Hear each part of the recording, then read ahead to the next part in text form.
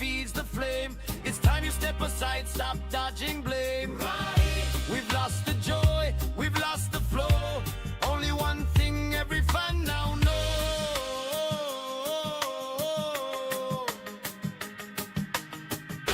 Rise, gotta go, gotta go, gotta go. Late to the touchline, late to the show. Playing left backs up front, strikers too deep. We're tired of the talk and the promise we keep. Rise, gotta go, hear the alarming roar. Can't watch this team keep missing every score. From the first row right to the back row, we're singing Rahe's got to go. Rahe. We're chanting Rahe's got to go. One more, long and united. Rahe's got to go. Rahe.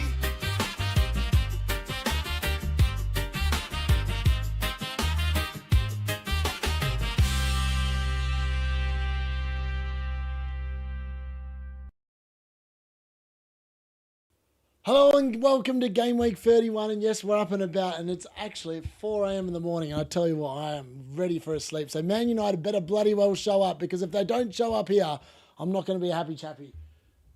Just realised this microphone's not quite the level. There we go, that's a bit better. So yeah, I've got the lineups here. We'll get straight into it, and look, yeah, if you can smash a like on the thing, I've actually been awake now. I can't believe I'm going to say this. Not quite. I haven't been awake for 24 hours yet, but I'm not far off it.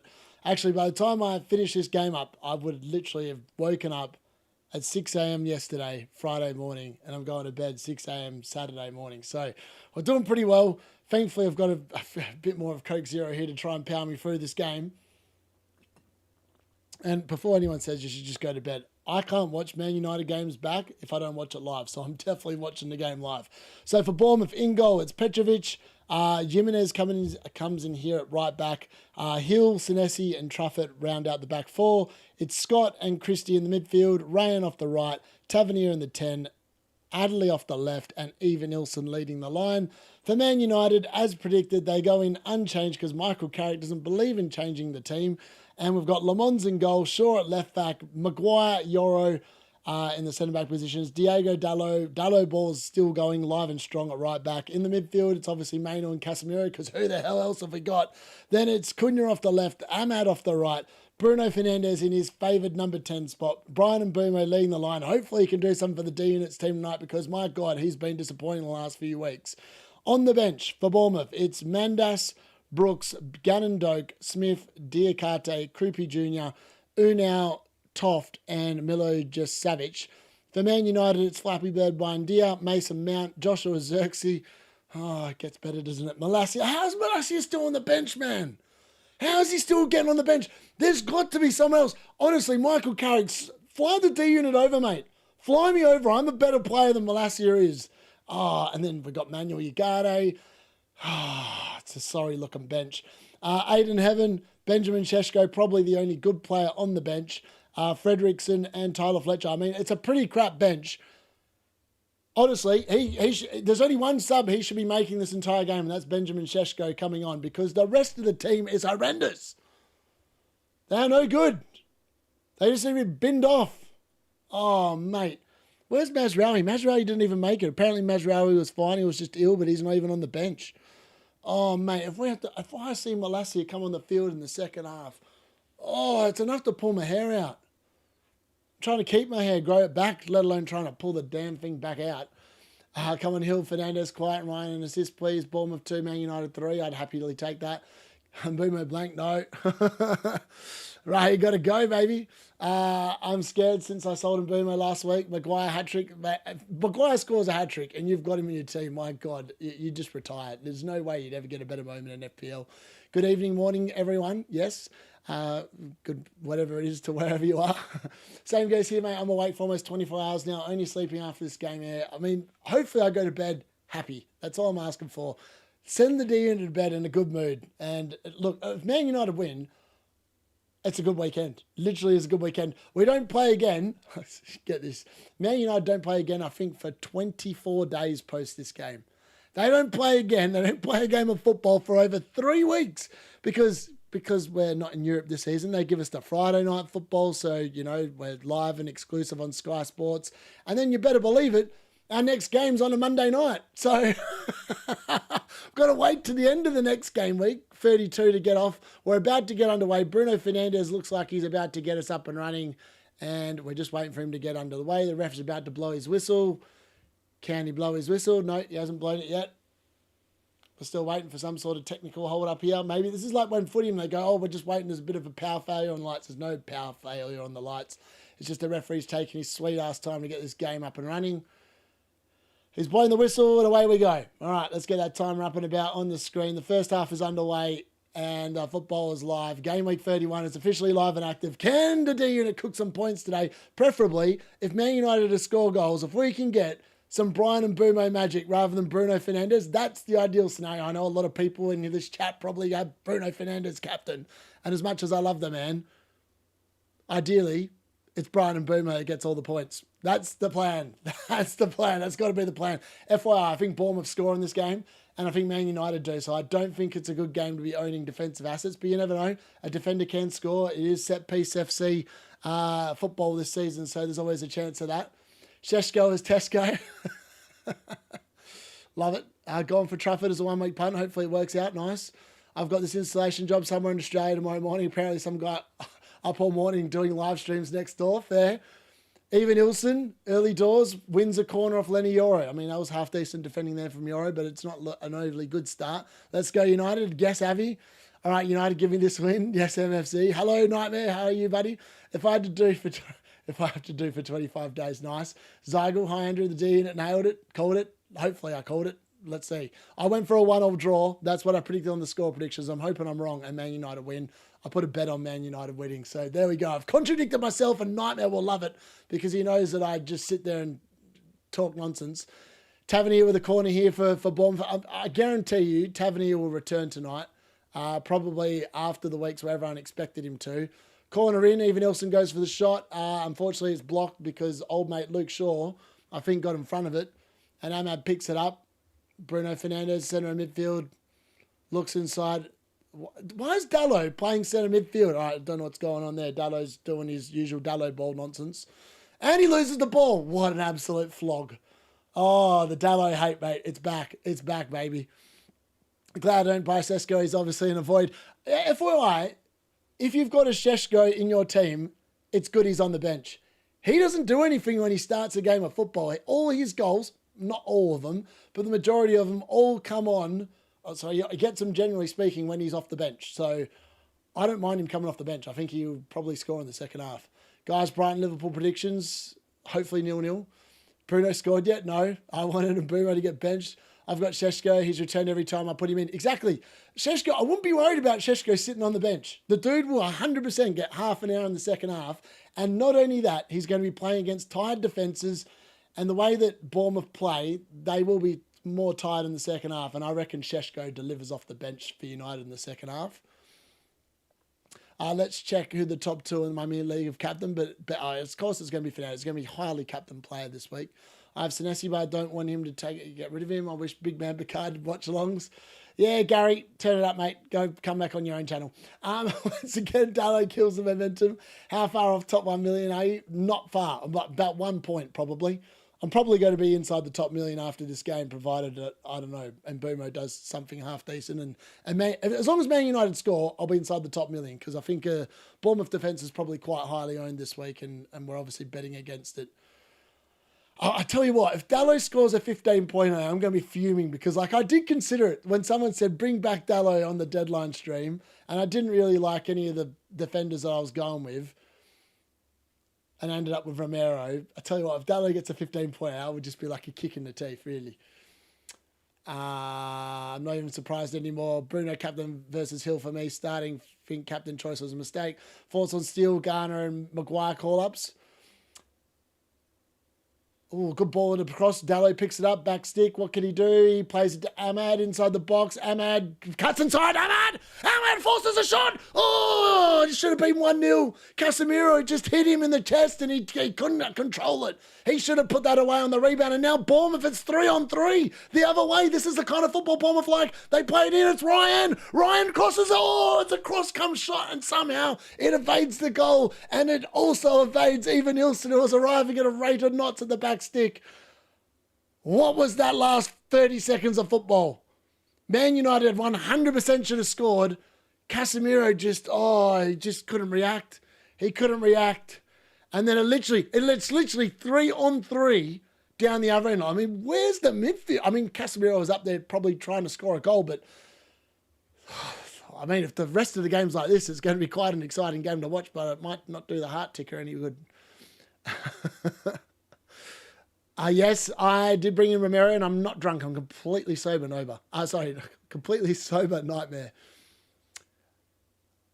Yeah, I don't know about Steele getting a call-up for England. I mean, Garner and Maguire I understand, but Steele, does he even get a game for anyone?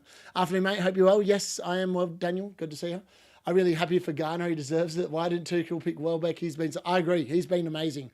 I would probably take him if he doesn't have to do too much. Thumbs up from Galatasaray. Thumbs up. FPL Nightmare Darius is going to be to the shed this weekend. Well, you never know. I could end up in the shed if Newcastle lose. Yeah, I mean, it's going to be a long 3 weeks. If Man United somehow cock this game up tonight, which, let's be fair, it's definitely possible. I mean, Bournemouth are doing their normal Bournemouth things. This game is so open. Bournemouth look like they're just going to cut through us, but we also look like we're going to cut through Bournemouth. There is no way this game's going to... That was actually... What he did then was actually much better. That was the Amada last year, what he just did. I mean, he did everything right. He sold the Bournemouth the player inside, went back on the outside, got a good shot away. Unfortunately, it was just too close to Petrovic, and Petrovic literally just palms it straight into old mate's like line of sight. But yeah, it is what it is. More action in a minute than all of last weekend, exactly. A few free hits, a wild card and triple captain played in my mini league. Wow, okay.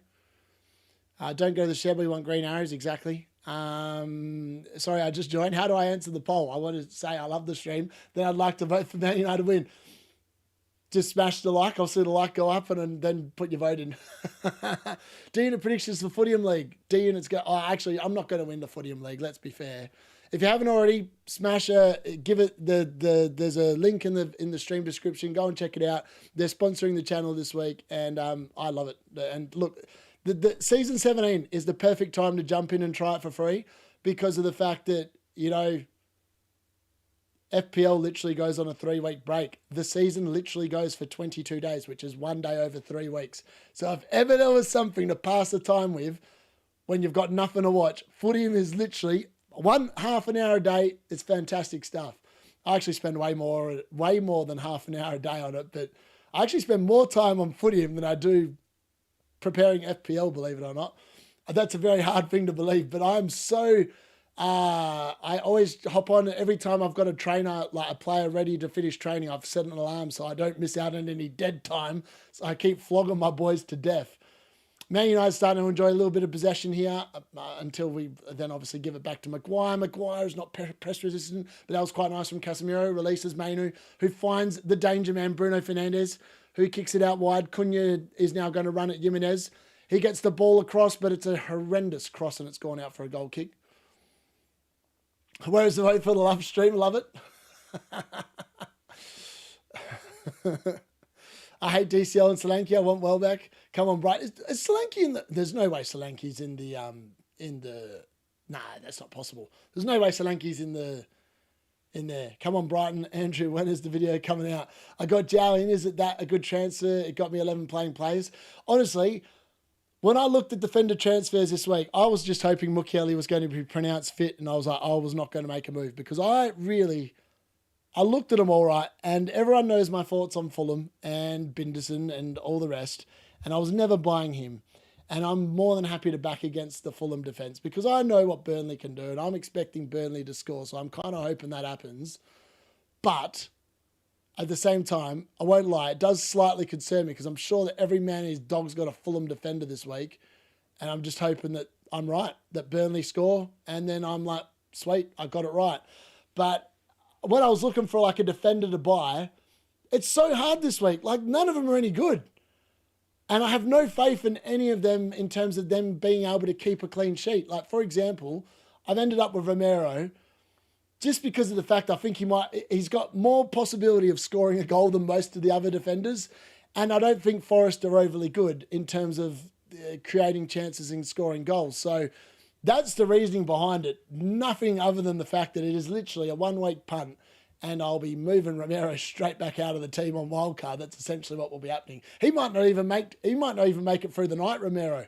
He might have the shortest period of time in my team ever recorded by an FPL asset. Because I've literally bought him for this week. That's it. No other week.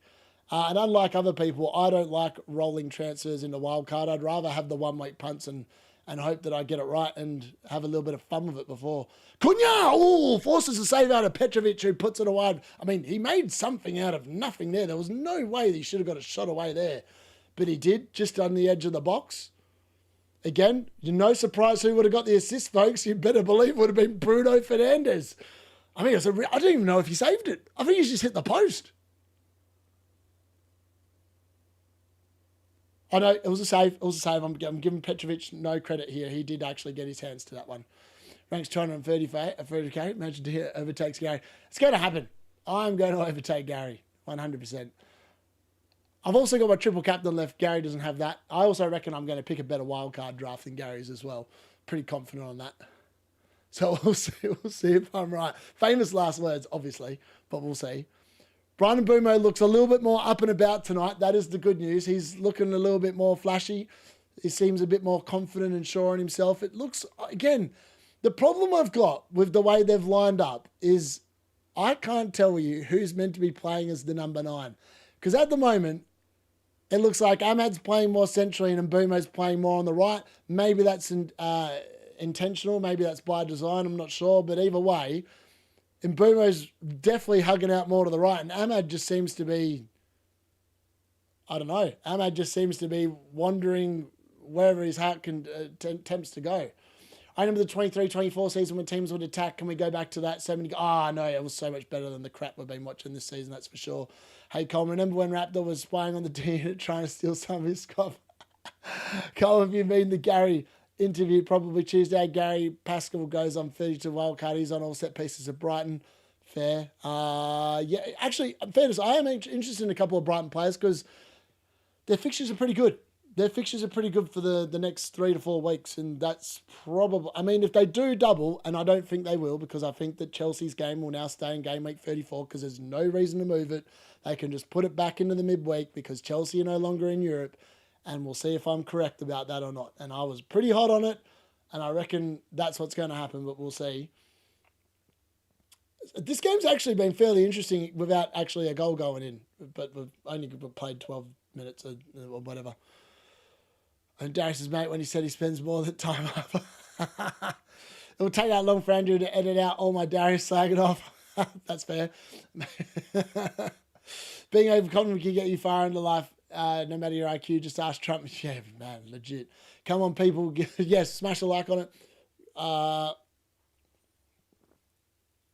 do that, actually, Gary. I think we've allowed enough time for people to get their votes in there. Man United 48%, which is actually lower than I thought people were going to do. I know I'm a Brighton fan. I can tell you is an incredible player. He got recorded the Germany squad. I reckon he'll go back on pens like before. He left. He took ones. Yeah, fair. Top sub, have you hit it? I have not hit it. I'm probably going to hit it live during half time, I reckon. I need to make a couple of transfers. I need to look at who's moving in price tonight and then see if I think there's any value in bringing them in to see if I can catch a couple of price rises. Because as I said, I've got no interest in keeping Romero. He's definitely someone that can go in the bin. We'll just go to it from there. In terms of Kevin Sade, he's probably going to leave for Anthony Gordon as well, because I'm assuming Anthony Gordon is 100% going up in price. And by the way, Gary, any points you get, we're minusing, because Gordon is over 10% ownership. He's not even a differential. He's actually outside of the differential parameters to even make my video. I knew that would happen. Blatant cheating. You knew that he was going to get massively bored as well. I mean, you can't claim it as a differential if he's over 10% by the end of the game week. That's just not how it works. It's 100% your fault. Cunha, into the box. Can he find someone? Oh, and Mbeumo's, it's hit his ass and it's gone to no one and it's cleared away by Bournemouth, who just hack it out of there. Anyone know if Mukiele's Dean feet? No, he's currently yellow flagged. I'm not sure how...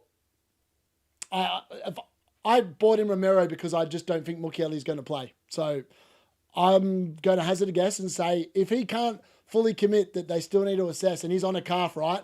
Oh, and Mbeumo to Bruno! Oh, Bruno, no, he can't get there.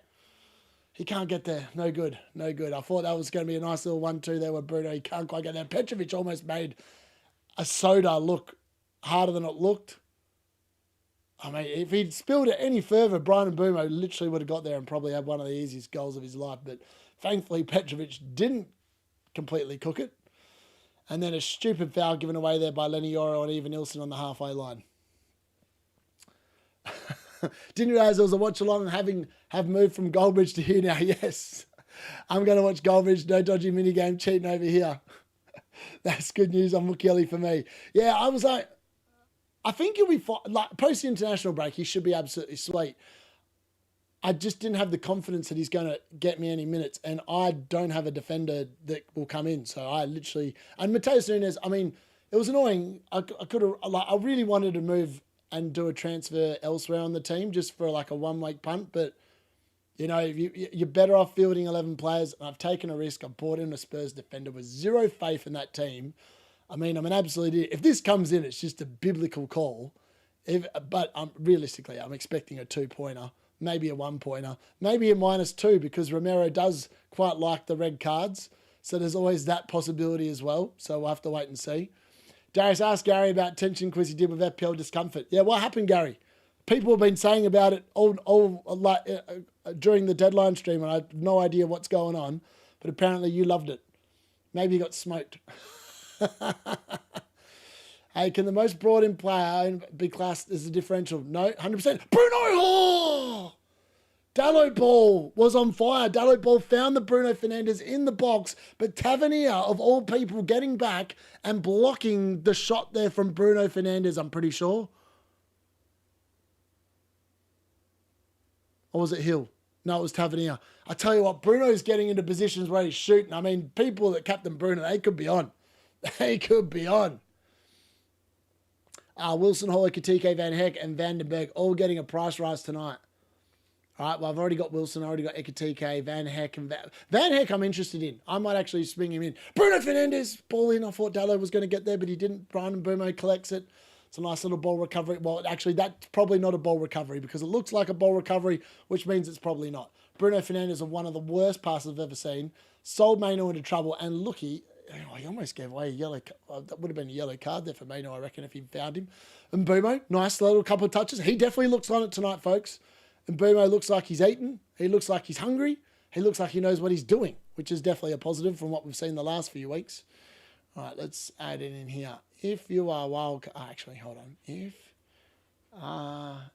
If you are wild carding in game week 32, is it already active? Not on wildcard, waiting to see, already played it, and pressed it already, D-Unit. All right, there we go. Let's see what that poll comes back with. For what it's worth, I have not yet pressed it, but I'm probably going to press it by the time I go to sleep. But I'm 100% on wildcard 32. Nothing will happen that will make me think that it's not the correct strategy for what I'm trying to do. That's a foul there by Evan Nilsson on old mate Harry Maguire, who goes down like a bit of a drama queen, to be fair. But Evan Nilsson is now, well, he's actually, I thought he was going to help him up. He's not even doing that. By the way, they're showing Justin Clivett on the screen. He's in white t-shirt and trousers. Steve Howson, do your research, mate. I love listening to you. You've got some really good views on United, but I actually got a little bit miffed that you somehow thought that Justin Clivett's a big out. He's been out for Bournemouth literally all season, mate. He's played about 5 games. He's been a big out, of course, but it's not like it's something new. It's not all of a sudden like, oh, he's just got an injury this week and he's going to be out. He's been out for like months. I thought it was sloppy from Steve. He's normally really good like that as well, but it was really poor from him. Mbeumo always looks like he's eaten. Gary, almost slightly wild card, but definitely shouldn't leave it late. I might do it during the lock-in tomorrow. I can't see any point not doing it. Bro, my squad value is so low. I'm thinking no on Hull, no wildcard, and a Bowen well get. Yeah, fair. Sorry, I just joined. Do I answer the poll? I just want. Yeah, man. Go ahead. 100%. Yeah. I think I've ended the first question, so it should be pretty sweet. If I have Haaland, then I can't afford a good team. So I can do a bit of both, I reckon. I might have a look at that a little bit later on. Oh, Petrovic, Maguire! Oh, that was a good chance, Maguire, but he made a meal of it. Cunha, edge of the box. Cunha goes for goal, headed clear there by, I think, James Hill, and seen out for a throw-in by Evan Nilsson, and then he's kicked the ball away from Bruno Fernandes. And, I mean, he's pretty lucky that's not going to be given a yellow card because, I mean, what's going on here? Now the referees stopped the game. They're arguing about something. James Hill's given his 5 cents worth. Harry Maguire's like, mate, just get out of the way so I can score a goal. I actually sold Haaland last week and got Palmer. Didn't get Salah because he's mate, honestly, if you sold Haaland last week and didn't buy Salah, fair play. That's a very good outcome because, I thought that was going to be a ball to Mbeumo, but alas, the referee's blown for a free kick there for something. Ahmad, risky playback, but that's all right. Luke Shaw hoovers it up and plays it back to Le Mans. We've played almost 21 minutes now and still no goals. Not a surprise. Premier League's not about goals this season. It's about trying to create something out of nothing.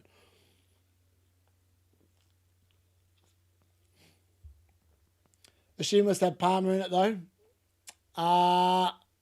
Yeah, I'm probably going to keep Palmer. Oh, shot there from outside the box from, I think that was Ryan, or was it Adley, forcing Le Mans into a steep, quick, smart save down to his left. It was actually Ryan with the shot there. He was going for the near post, and he's actually hit it really well. And Le Mans is down smartly to put it out for a corner. So chances here at both ends from speculative shots that have actually needed to be dealt with by the keepers. I mean, low XG chances, but the shots have been up to the mark, and they've really forced the keepers to make a little bit of work here on their evening. Haaland could drop in price again. I know, I'm hoping he does. I sold him when he was at 14.8. So I am actually going to buy him back and have made money on him. Oh, chance to the back. I thought Senesi was going to get that, but it's thankfully cleared away by Man United's defence. Ahmad chases it out. Can Le Mans stop that from going out for a corner? He can. He hoovers it up and looks up and he goes, where am I going to put it? I 100% have, but I'm thinking of doing Fernandes instead and use a transfer before 33 to Fernandes to Palmer. Fair. Why is FPL showing Haaland and Semenyo as a threat? I think it's because they're still stupidly highly owned and people probably have not moved their teams. I mean, even Nilsson's gone looking for a penalty there, and I tell you what, there was some contact, but it was a pretty soft, it would have been a very soft penalty. I mean, it's just Maguire putting his big forearm across his body and literally saying, oh, chance here! And Tavernier again! He's points dodging again here. I mean, he probably should have got a shot away on target there. So Tavernier cut the ball back across. Harry Maguire just literally helps Evan Nilsson on his way. Barely touches him. Get up. That's pathetic. Trying to claim a penalty for that. There's nothing in that. Especially with the way Arsenal have been able to get away with bear hugs and stuff like that. That would be exceptionally soft that they started giving crap for that. And then the Bournemouth find Tavernier in the 6-yard box, but unfortunately, not really in the 6-yard box, off to the right, and unfortunately he can't get his shot on target. It was a superb shot, Jojo. Yeah, Fernandes assist for Bournemouth, 100%. It would have been. Oh, Mbeumo, just not... I mean, I feel like Mbeumo is looking sharper tonight. He's not looked at it for the last few weeks, but today he looks better. He looks better. Yeah, I sold Haaland 5 weeks ago. Best decision ever. Sold on at 14.6. What a shock. Can't trust what it says to the hour after the game. Yep, great contribution, Dallo. Tavernier, lock in your bum. I love Dallo. Apparently, Love FPL says I have a moderately template team. That's a great pass. Dallo with a long throw. Dallo in Euro. I can't believe we've got the Dallo long throw back, folks, but it's back. We have not seen it since Amron left and Michael Carrick's decided, with Steve Holland's advice, hold on, boys, let's set piece FC this year. Let's bring the Dallo ball back. And Dallo's long throw, as much as I hate to see it, is back. But the good news is, on Bournemouth's pitch, because it's smaller, it almost kind of works. It's got the feeling that, it could potentially... Oh, here we go. Bournemouth have just given the ball away there. Oh, so slow. So slow moving the ball on. Bruno picks it up. Oh, finds Cunha. Cunha, ball in. Ahmad takes it down. Ahmad shots. Oh, took a block from Senesi. No, it's not from Senesi. It's Truffett, sorry. Truffett with the block, and it's gone out for a corner. I mean, Man United getting into decent positions. Ahmad just needed to be a little bit quicker there. He gets it down. And in fairness, he couldn't have done it any quicker because the ball came into him, skidded off the surface, hit his thigh, and then somehow he's got it with one touch and got a shot away. But thankfully for Bournemouth, Truffett was equal to it. Not thankfully for United fans. All right, Bruno Fernandes with the corner. Where's Harry Maguire? Where's Casemiro? Mbeumo! Oh, that was a crap shot. Why am I getting excited about watching Mbeumo hit a football when that was literally just straight into the wall? And then he's just passed it out of bounds. Well played, Mbeumo. Yeah, it's a great Palace side, yeah. Has Mbeumo assisting Bruno happened any time this season? Good question. I don't think Mbeumo's assisted, but actually, no, he did, didn't he? Against Chelsea. First time around. Bruno's definitely assisted Mbeumo. I'm going to say Bruno Fernandes scored off a cutback against Chelsea. First time around. I can't remember who got the assist, but I feel like it came from the right. So it was either Ahmad or it was Mbeumo. I'm not sure which. Here we go. Mateus Cunha. Oh, he played the wrong ball. Oh, it was 4-on-4 and he's just played the wrong ball. Went for Ahmad. He probably should have gone the other way. Bruno Fernandes was a sprint and lung down out the right-hand side.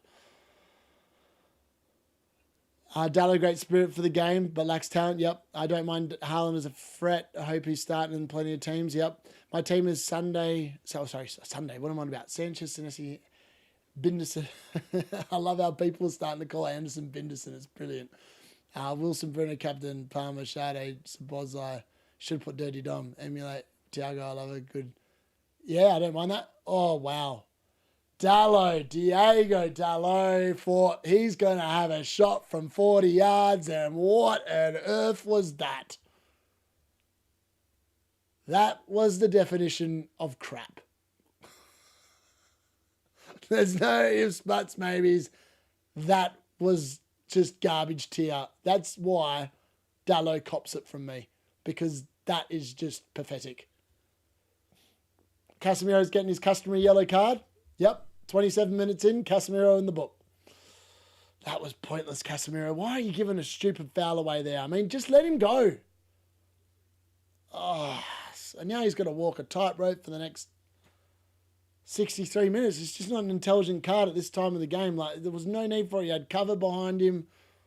I don't know why he did it.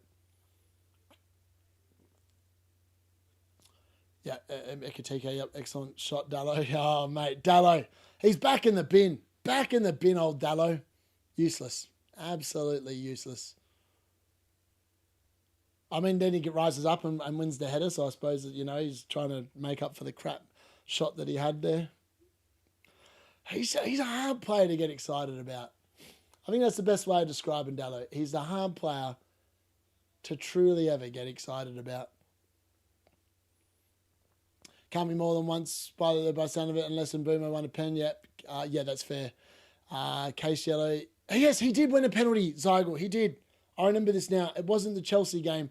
He won Bruno a penalty in one other game, I'm pretty sure, off the top of my head. I'm sure he's put one on a plate for him, but I could be wrong. Cassie yellow. Yeah, you're getting red. Heads up, Darius. Dallo's shot might land. Oh, dear. This game is going to finish 0-0, isn't it? Like, Mbeumo can't quite get that. I mean, this has been such a nearly game from Mbeumo. He just... I just don't see a world where Bournemouth don't score. I'm not complaining. It's a free kick for us, so... But it didn't look like I don't know why the ref's giving a free kick there. Guys, watch halving. I can see Dallo's shot coming straight towards me all the way and said, Dallo should never be allowed a chance to shoot. I agree. I just saw the ball outside my window. Even Ilson currently has the most DC in this game. How's the ankle, Darius? The ankle's fine. It's the calf. And I went to the physio today and he said I could start running. So I'm going to do some running on the treadmill tomorrow. I've been doing CrossFit all week, so I've been getting the cardio in, but I tell you what, CrossFit's actually, I think, if I had my way, I think realistically, the action of CrossFit is probably harder and better for cardio than actually running on the treadmill. However, when you want to play sport, you need the kilometers in the legs, or the Ks in the legs, where you want to call it. Oh, Bruno, he could have taken that down. It could have been magical. He could have played it in Mbeumo, but alas, for once, he comes up short there. So yeah, not looking, I mean, hopefully we'll be sweet from here on in, but I might just have to take it slightly easier, because the physio, Nuba, I know him from playing football with him. He said, I know you, and you probably come back and you go, I'm just going to go and do like 10 kilometers straight out the gate. And he goes, don't do that, because otherwise you'll be back here in another week.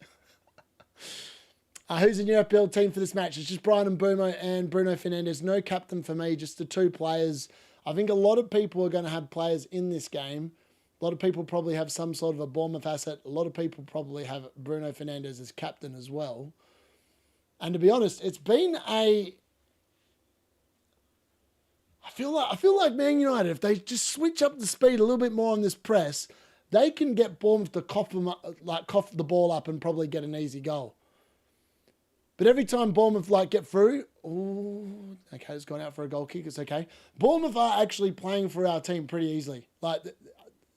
Casemiro and Mainu might as well not be there, because Bournemouth literally just bypass the midfield. They're literally looking to get it straight up towards the forward line, make those runs in behind the defence and stuff like that.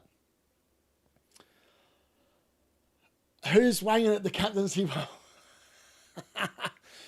Bruno won the vote by 47% to 39% on the deadline stream on mine. So it wasn't a lot more closely contested than I thought it was. I thought a lot more people were going to be going Bruno Fernandes captain. I haven't actually checked the ownership of either of them, but it's definitely something I'm going to check out at halftime, that's for sure. I mean, there's a good chance. I feel like this was exactly the same with Bournemouth and Burnley last week. The game should have had multiple goals in that first half. It didn't. And then the longer the game went on, it felt like it was just going to be a 0-0. And this game has also felt like there should have been goals early. But the longer it's going on, the more pedestrian paced it's becoming. Which is concerning. I'm not going to lie, that's concerning.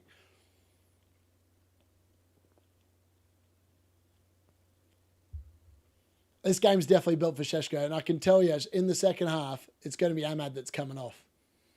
Based on what I've seen in this first half, I think Ahmad's the one that will be making way for Šeško in the second half. I think Mbeumo's actually looked pretty lively. Ahmad's barely touched the ball. I mean, he's had a couple of nearly moments, but most of the play hasn't really centred around him. Maguire comes across and heads it out of bounds for a throw-in. Bruno has 16 assists, twice the sense in theory. I can't get on board with it, because I feel like they've played, for what it's worth, fairly boring football for the majority of the season. Like, their attack has not really clicked. It's just been the fact that their defence is elite. I feel like if you give it to an Arsenal player, it probably has to be Gabriel. Because I don't see a world where any other Arsenal player really comes into the conversation like that. Dude's like, oh, Ahmad, on the break, can he find Mbeumo? Can Bruno find Mbeumo? Can Cunha find Mbeumo? He finds Ahmad. Ahmad, horrible touch. Oh, that's killed the move. Oh, all he had to do there. I mean, they just needed to find it to Mbeumo, and they just couldn't find him.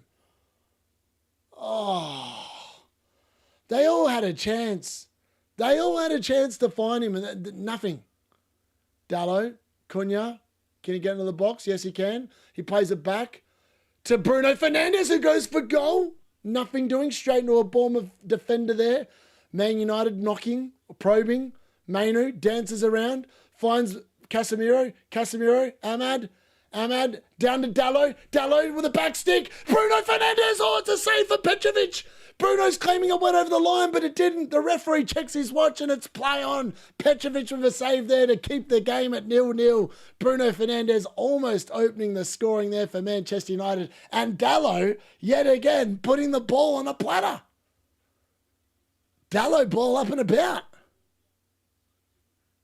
Far out. I mean, that was close. I mean, Petrovic, I don't know what he's doing because he's almost dived over his line. It's some save. I think, yeah, Dallo's onside. Gets the arm. It's a great ball from Dallo. Finds Bruno Fernandes completely by himself for the back stick, and Bruno hits it well. But Petrovic going away, hits it back across Petrovic, where Petrovic's dangling left leg somehow gets there and keeps it out. I mean, that should really have been 1-0. Bruno Fernandes looking good. Fernandes score, come on. Wait, why is there a Crystal Palace badge under the Bournemouth team? Oh, very good spot, Avi. I'll fix that at halftime. I knew there was something I hadn't done. Bournemouth, corner, edge of the box. Trafford goes to goal. Oh, that was some hit, that. But thankfully, if that had been either side of Le Mans, I think that was probably 1-0 to Bournemouth. But thankfully, it went straight in. I mean, Dallo tried heading it. I mean, that would have been... Oh, I could just imagine Dallo tried heading it and then just heads an own goal. That would be typical Diego Dallo. 1 minute magical, the next minute absolute garbage. Oh, Bruno, what are you doing there? That's poor Bruno. Ryan tries going down the outside. Luke Shaw puts it out for a throw-in. Of course, that useless keeper saves that one up. Mate, it's always the way. It's always the way. I mean, Petrovic has actually had a pretty good game so far. He's actually been called into action a couple of times and made a couple of smart saves.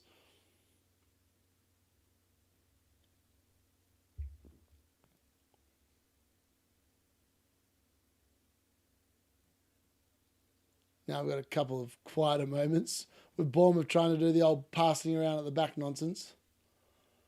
I feel like this season has seen more and more passing around to the back than we've ever seen.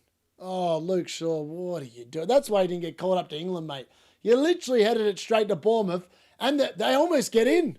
Lenny Yora has to tidy up the mess of what was a poor effort by Luke Shaw to clear his lines there.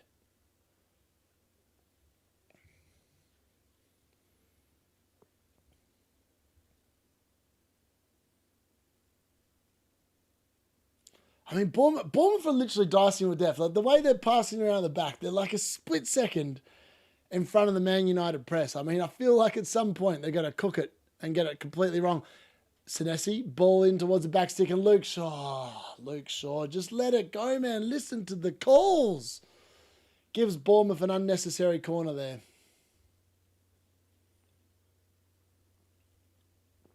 Luke Shaw. Difficult times. By the way, every game tomorrow is a solo game. So the early kickoff is Brighton-Liverpool. Then it's Fulham against Burnley. Then it's Everton against Chelsea, followed by Leeds against Brentford. Like, there's no games. I mean, is the Carabao Cup final on tomorrow? I thought it was on a Sunday. But then the games on Sunday are like at 10 o'clock and I feel like it's midnight. Maybe it's not a midnight. Hold on, let me have a look here. What's going on here? Let's have a look.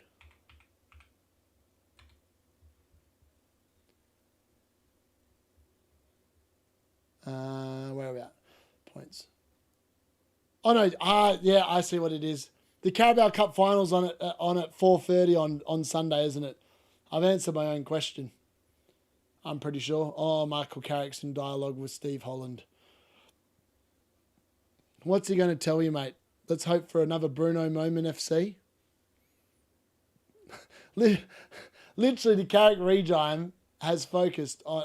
It's not a slight, because it's a smart policy. Like, Bruno Fernandes has been creating chances out the wazoo. But, like, I feel like he's definitely been... Oh, that's a clear foul. That had to be a foul, and it is a foul.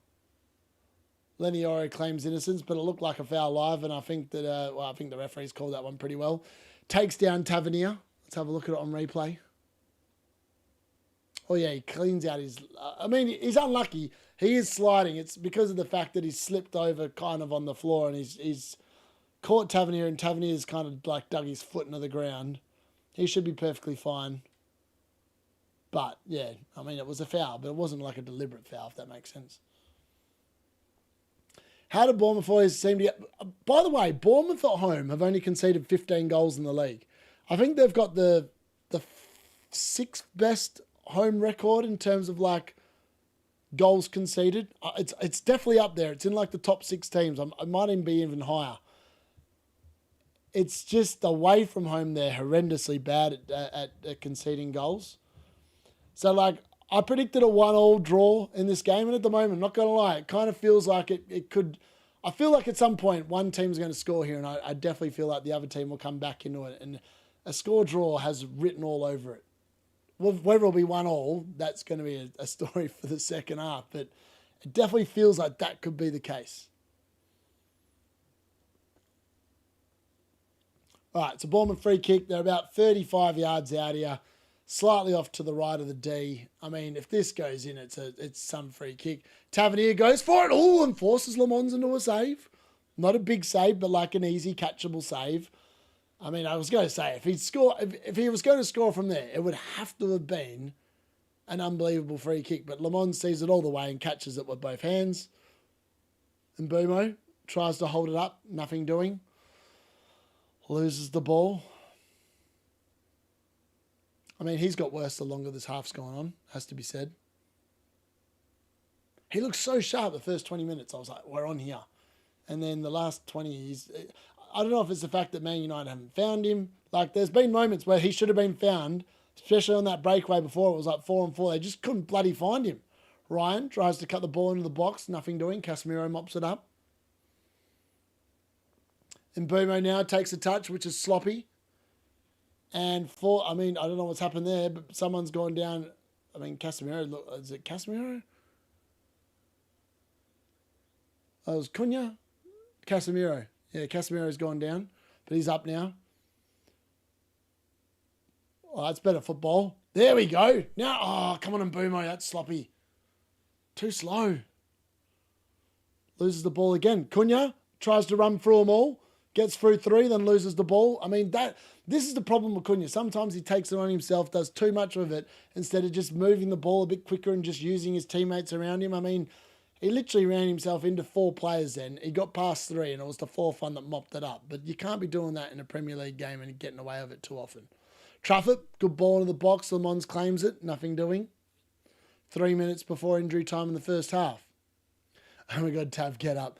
Bournemouth are tied 4th best in terms of goals because, yeah, exactly. You don't have to have the new United. No, I don't. I've stopped buying them just in protest at the ownership, to be honest, more than anything else. So I'm wearing an old Ronaldo shirt from back when he was at the club. Mbeumo scoring is more important than Bruno for many, I think, rank-wise. Yep. Hopefully Le Mans gets the clean sheet. Honestly, this game, the longer this half's going on, and yes, both teams have had chances, and both teams could easily have scored. The more it gets closer to halftime, like, this could easily be 0-0. Literally could be 0-0, right? Like, Bournemouth are just siphoning through our midfield, like it's not even there. Oh, that's a really good move from Ryan there. Can he get the ball into the box? He can, but Le Mans claims it again. Oh, sorry, that was Adley this time. I thought that was Ryan, but it's Adley. I mean, Man United's midfield are just getting bypassed. Like, that's why Bournemouth play, though. They're very direct. They don't muck around with the ball there. They just get it forward and hope for the best. That's why I think that game at Old Trafford was like a 4-4, because Bournemouth want to play that way. And Man United got suckered into it, really. And today, I mean, Bournemouth had their moments. Definitely had their moments. It's a pretty even kind of go, oh, Ahmad. Oh, that's not the right play, Ahmad. It's all right. Casemiro mops it up this time. But then he almost gives it away to Bruno. But thankfully, Bruno still got it. Looks up, finds Ahmad. I mean, this is the problem. There's not enough movement. I feel like they're missing a trick. I understand why the Carrick system came in. But, like, there's one thing for Amarin. Like, Mbeumo played really well as a 10 off the right. Ahmad played really well as a wing-back off the right. Now they're kind of all a little bit lost about what they're meant to be doing. Like Ahmad's, I don't know. That's just my gut read. I feel like that's why the attack has not been clicking as much or as well as it had, if that makes sense. Cunha picks the ball up. Ahmad, can he find someone? Finds Bruno, who looks for Ahmad back, but Bournemouth concede the corner. I mean, this is probably our best bet of scoring a goal at the moment, is hoping that Bruno Fernandes can put the ball on Casemiro's head or the slab head.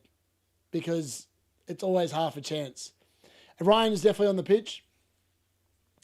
Bruno needs to up his game. Hopefully, yeah. Bruno should have had a goal. Yeah, literally, he should have definitely had a goal by now. He's actually been the bloke that's the chances have fallen to. And like normally, with the chances he's had, you would have expected Bruno to score one of them. But I mean, Petrovic has made a couple of nice saves. Let's be fair. Get Sheshko from Tesco on the pitch. Yep. I reckon second half, lock it in. Probably going to happen. This might run Villa West Ham close to beating the snooze test. So, right, it might. Man United do like goals in the second half, though. Oh, it's a nothing ball in again. Luke Shaw, Brian Mbeumo, can he find anyone? No, he plays it back to Bruno. Bruno to Mainu. Back to Bruno. Bruno plays a long ball in. That's not going to cut the mustard, Bruno. That's a really bang average ball from Bruno there. It puts me United under attack, under the cush, because now Bournemouth are on the counter. I haven't got a lot of numbers up this time, which is a good news. But, I mean, that almost sold us completely into trouble. Like, what's he doing there? Literally, I mean, that's the problem with Bruno. He can be brilliant, but he can also be super frustrating in a match where you're like, why are you playing that ball? Like, it's just the percentage chance of that ball coming in is probably like 1%, and he's literally tried it. And he's given the ball away. Bournemouth play the ball into the box. Casemiro clears it away. Jimenez gets there. Ahmad challenges him. And then Bournemouth have kicked it clear, and that's half-time. 0-0, half-time. What a surprise. What a surprise. Well, that was... I mean, the game was watchable. Don't get me wrong. It's been an entertaining game. Unfortunately, there's just been no bloody goals. As usual, goals are in very short supply this season. They just don't happen. They just don't happen. I say that, but Bournemouth have actually been not too bad. I'm not going to lie. They've been all right. In fairness, a draw's definitely a fair result at half-time. Let's have a look at the things here. So currently, defensive contributions, Maguire's on 7, Mbeumo's on 5. Mbeumo's on 5? What? I said he was working hard tonight. Dallo 4, Mainu 4, Shaw 3, Cunha 3, Ahmad 3, Yoro 2, Casemiro 2, Bruno Fernandes 1. Defensive contributions for Bournemouth, Scott 6, Evan Ilson 5, Jimenez 5, Hill 4, Tavernier 4, Adley 4, Ryan 4, Truffett 3, Christie 3, Senesi 2. Bonus points at the moment, Petrovic with those 4 saves compared to Le Mans' 2.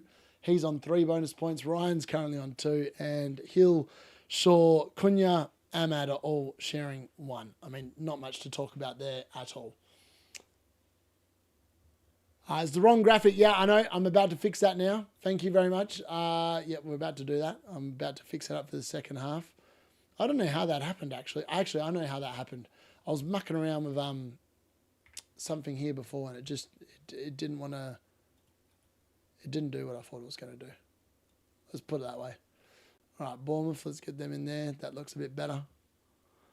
Realistically, Man United should probably be in the black there. Hold on, I'm going to fix this up. Let's change that to that. And then let's change this one to... Uh-oh, what have I done there? No, wrong thing. There we go, that looks better. Sweet. All right, second half. Are we going to get a goal in the second half? That's the key question. Are we going to get a goal in the second half? I'm not convinced there's going to be any goals. Not going to lie. I've seen this story before. And I know how it ends. And it's it doesn't normally end that well. What's your best ideas to change this to FPL? Remove the DC, get rid of it. If you can't count it live, if you can't look at it and know exactly what it is, it has no place being in the game. Absolutely no place being in the game. The Premier League also has to come down on this rubbish that we see at set pieces. It's criminal how teams are getting away with just literally blatant fouls in and around the box. It's just ridiculous. They need to fix that. There we go. Second half. Bournemouth are now down the bottom. I think I've fixed that. Sorted that one out pretty well there. We'll be happy with 1-1. Hill goal off after 60 minutes with a clean sheet under his belt, and Mbeumo equaliser. Both players on bonus. Sorry, just joined. If that's fair. Other than Bruno, any Man United players worth having on wildcard? Probably not. I'm not going to have any. If it stays like this, I got 3 clean sheets. I mean, That's the thing. I was like, this game, it's like this season, like normally in previous seasons, it'd be easy to read results. Like I feel like last year you could kind of tell certain teams were just like playing. You knew that when Man United played, that you were going to get something from last year. A bit like Spurs, etc., etc. They're all very focused on the Europa League. This season, the teams that you would expect to just keep picking up the wins just aren't picking up the wins. Like the Premier League form table is so bad. Like, hold on, where is the table? Let me go. Let me have a look at here. So the table at the moment is like Arsenal have got 4 wins in the last 5. Man City got 3 in the last 5. Man United have got 3 in the last 5, but with a loss in there as well. And Liverpool have 3 in the last 5 with a loss as well. And outside of that, no one's in good form. Like, arguably, there's more losses in there than anything else. I mean, Bournemouth are unbeaten in the last 5, but they've only won 1. So, like, arguably, yes, they're in good form in terms of they're not conceding and losing games, but, well, they are conceding, but they're not losing games. Does that mean they're in good form? I just don't know. I don't know. It's a weird season. It really is a weird season. I played Hill because I wanted to save transfers. That's fair. Changes FPL next year. Triple captain can't be used in a double game week. Get rid of DC. Bring back the assistant manager like that. Oh, mate. Assistant managership. I don't understand why they got rid of it. I really don't understand. I mean, that was the one. FYI, that actually boosted engagement. This season, I know this for a fact because like there's way, if you even look at like other, even like the big boys videos and stuff at the moment, views are way down across the board. Why? Because the game this season is boring. It's boring and people become disillusioned because most people don't actually enjoy counting to 10. Most people don't enjoy counting to 12. And most people definitely don't enjoy counting when you don't actually know what you're counting. So, I mean, that's all I'll say about it. That's just it's by far and away been the worst addition ever to FPL. Like, there's been nothing worse for me. I just think that, and I think it's been coupled by the fact that this season, the Premier League is more from what was a fairly watchable product, even to the point last year it was still fairly watchable. This year, it's just become the most cautious, cagey, the majority of the time, league where there aren't many goals. Like the goals this season compared to last year are down by so many. I mean, it's like, I don't actually think the winner of FPL will actually match my points total from last year when I finished in the top 5K. Like, I just don't think it's possible. Like, the dude at the beginning of the week was on 1,997 points. I finished on 2,620 points last year. He's going to have to average 78 points a game week for the last 8 weeks to beat it. I don't think he's doing it. In this season, I just don't think it's possible. I was expecting this. Yeah, I know. I was thinking it'd be like, but in fairness though, I feel like the first time round, it was about 2-1 at half time. And it was late in the game where all the goals flew in. So I still think both teams are going to score here. Pretty confident, I hope. You think with the assistant managership, with Sunderland, Fulham, Bournemouth and Brentford and extent leads, what about, oh mate, honestly, this season, the assistant managership, I would have made like 60 points again, easily. Yeah, I mean, the thing is, I keep coming back to Bruno because I watch Man United games a lot closer than I watch other games because, like, it's my team. And I've seen so many games this season where I'm like going, I don't understand what a ball recovery is and I don't understand what an interception is. But if an opposition kicks the ball to Bruno Fernandes, how is that nothing? How is that not either a ball recovery or an interception? I don't know. I really don't know. And I was like, if you can't work that out live watching a game, how should that ever be in the game? I wonder this question every time I'm watching. I'm like going, so I looked at those numbers now, right, at halftime. What are they? I'll just read them out again there. Let's have a look. Like, Mbeumo's gone from 5 down to 4. I was going to say, I never saw Mbeumo get 5 DC contributions in that half. Like, when? When did he get... Cunha, when did he get 5? I really don't get it. I don't know what counts and I don't know what it is, but I've got no idea. I don't even pretend that I think that I have any idea because I don't. I legitimately don't have any idea. It's insane. All I know is it's not good for the game. It's not good for the game. I mean, that was the beauty of FPL, and like people whinge about the AM chip, but like at least it was fun. It was a fun chip to play. Like, I mean, this DC is not fun. All it's done is made the game to the point where look, we're literally. I mean, if you've done well at FPL this season, it's because you big blokes who just go out there and hack people, hack the ball. They're not producing moments of quality. I mean, Elliot Anderson. He's a good player. Don't get me wrong. He's a good player. But there is no way in the world, I'm just going to double check this before I spurt it out. Elliot Anderson is the 1, 2, 3, 4, 5, 6, 7, 8, 9th top scoring midfielder in the game. Casemiro is number 8. Garner is number 7. I mean, what? Gravenberch is in the top 1, 2, 3, 4, 5, 6, 7. He's in the top 13. Mate, the more I think about it, the more I just think that the game's gone. When in other seasons, they would never have even been in the conversation. And now we're literally rewarding crap. Literally rewarding crap. That's the best way of putting it. There's no ifs, buts, maybes. It's just crap. DC, I don't understand how it can change so much after. Don't even get me started on the games and the changing. I mean, the amount of times that DC points get adjusted overnight, and you literally get screwed if you play like Man United and Bournemouth will be fine. If it's close tonight, if it's going to get updated, you'll get the update. But if you are Spurs versus Nottingham Forest, Aston Villa versus West Ham, you're cooked. You get like an hour after the game or whatever it is, and then that's it. Your points are locked. There's no updates. If they've counted it wrong, they've counted it wrong, and then they generally update it afterwards, and you don't get the points. It's just how it is.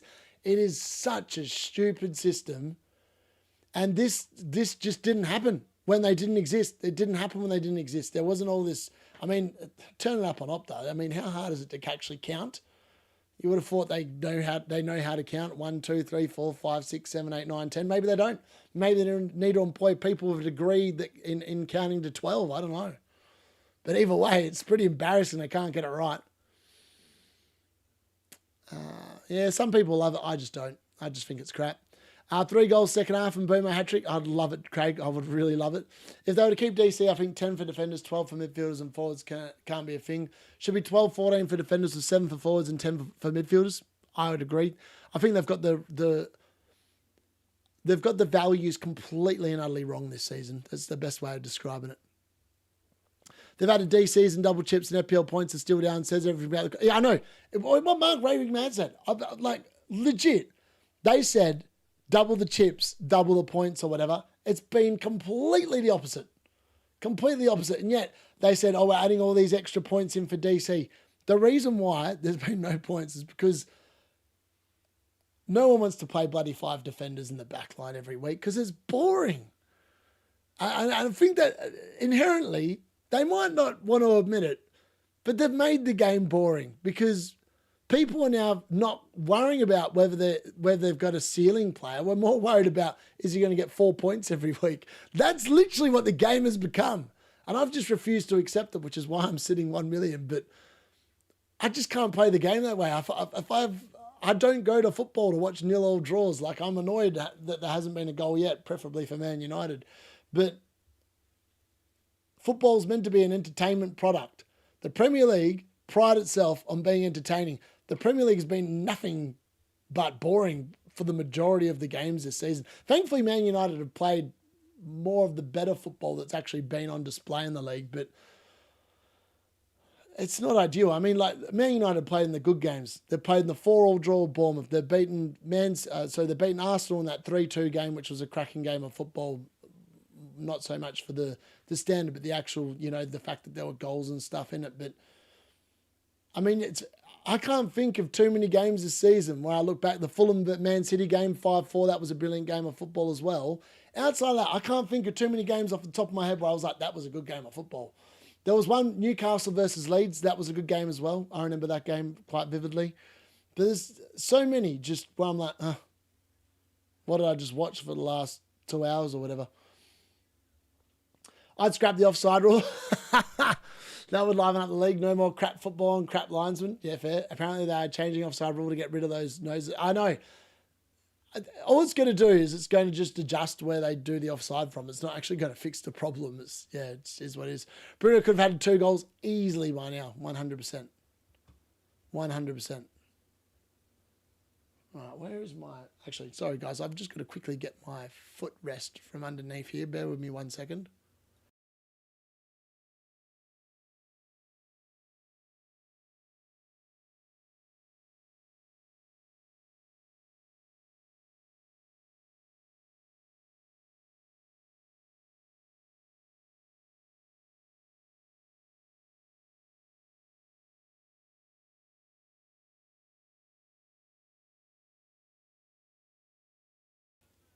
All right, there we go. Should have that in position now. I was like, because I've been standing up, I was like, I get more excited when I'm standing up. And plus, it's 5 a.m. now and I'm feeling tired. And I'm like, I've got to somehow get through the second half here and we need a goal. We need a goal. Preferably we get a goal and I'll be well up and about. But if we don't get a goal, it's going to be a pretty sloggy second half, I reckon. You think with midfielders as well, look at all the exciting options you have, but with the cautious, mate, it is legit. I was actually, no word of a lie, if I had Mukiele playing this week, I was strongly considering taking out Mbeumo for Casemiro. I would never, ever do that. But I was strongly considering it because I want 4 points. How stupid is it? I mean, it's crap. There's no ifs, there's no buts, there's no maybes. It's just crap. Anyway, Bournemouth have got the ball out there. They're out. The teams are back out. We're about to get underway. Hopefully, we can get a goal in the second half. Can we get a goal in the second half? That is a kick, preferably for Man United, as I said. Tavernier is actually going to get us underway in the second half. He's standing over the ball. And away we go. Let's go. Second half up and running. Will there be a goal? Will we get a goal? Let's hope. Let's hope so. Bournemouth just try kicking it straight forward. Harry Maguire's got his 8th defensive contribution. He's 100% getting the DC. If this finishes 0-0, someone was telling me bring in Harry Maguire, and I'll tell you what, that would have been a very good call if this stays at the scoreline that it's currently at. Oh, Bruno, nice. Cunha, here we go. This is more like it. 3-on-3. Can he find Mbeumo? He finds Mbeumo. Mbeumo into the box. Oh, mate. Oh, that is a horrible effort from Mbeumo to cut it across there. That is going to trouble no one. I was excited. I thought we were about to get a goal. Not watched the game. How bad is it? I mean, it's been lively without being a goal. Tavernier plays it back. Traffic goes for goal into Rosette. I think they should keep the toes being offside, but no, those just shouldn't be. Really boring. Nobody seems that they want to win. Yep. I think it's some kind of offside window, about 10 centimetres or whatever. If in window will count. Okay, fair. Yes, we don't watch on. I don't know how we're going to do it tomorrow.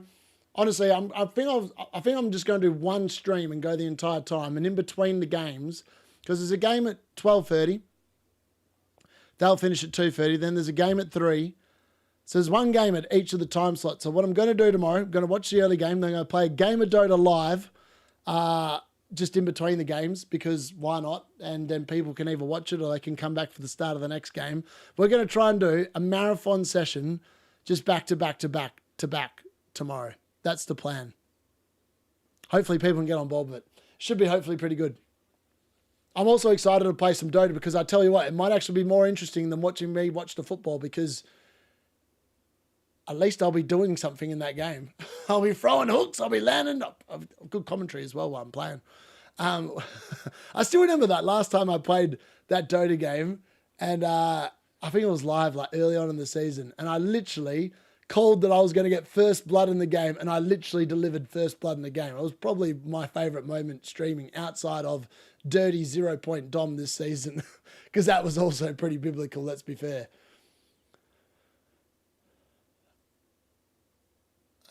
I took a punt on Frimpong this week because I'll be down if I was going to pick Van Dijk or Binderson. Fair. That's the thing as well. Sometimes you find part of yourself hoping for clean sheets and DCs more in your players. I know. And that's what I don't like. I would rather my defenders blank if my forwards are going to score, but like my forwards do nothing. Like last week, I was sitting there, I had Bart Simpson clean sheet. I was like, oh my God, that's a miracle because that never comes in. Gabriel, obviously, but then Liverpool doing Liverpool things and conceding in the 90th minute again. Otherwise, my defenders were doing well. But then I look at my forwards. I had, outside of Bruno Fernandes and Thiago, I had João Pedro, had Ekitike, I had Sade, and I had Cole Palmer. And the fixtures were pretty good on paper. And did any of them do anything? No. None of them did anything. And I feel like last season with those kind of fixtures, they would have done really well. Bournemouth tried to cut into the box here, cleared away there, well defended by Harry Maguire again. Maguire's going to be on the DC within the next minute, probably. Bruno tries a ball round the box. I'm sorry, round the corner. Can't quite find Mateus Cunha there running past. Can't wait for the international break so I can stop suffering with this grubby football. Mate, Footium. Bring on the Footium. Bring on the Footium. Can't wait for the Footium. Footium's going to be good. I've missed it. I tell you what, when that final game finishes and there's nothing for what, I mean, it feels like it's a longer break than it was the last time. I reckon it's about, what is it? It's been it's about been a 2-week break. Like it's been a long time. Like Footium normally, I mean, I think that's the longest break I've had between seasons. But I'm excited for it to come back, that's for sure. D's don't get your bonus points. No, they don't. They don't, sadly.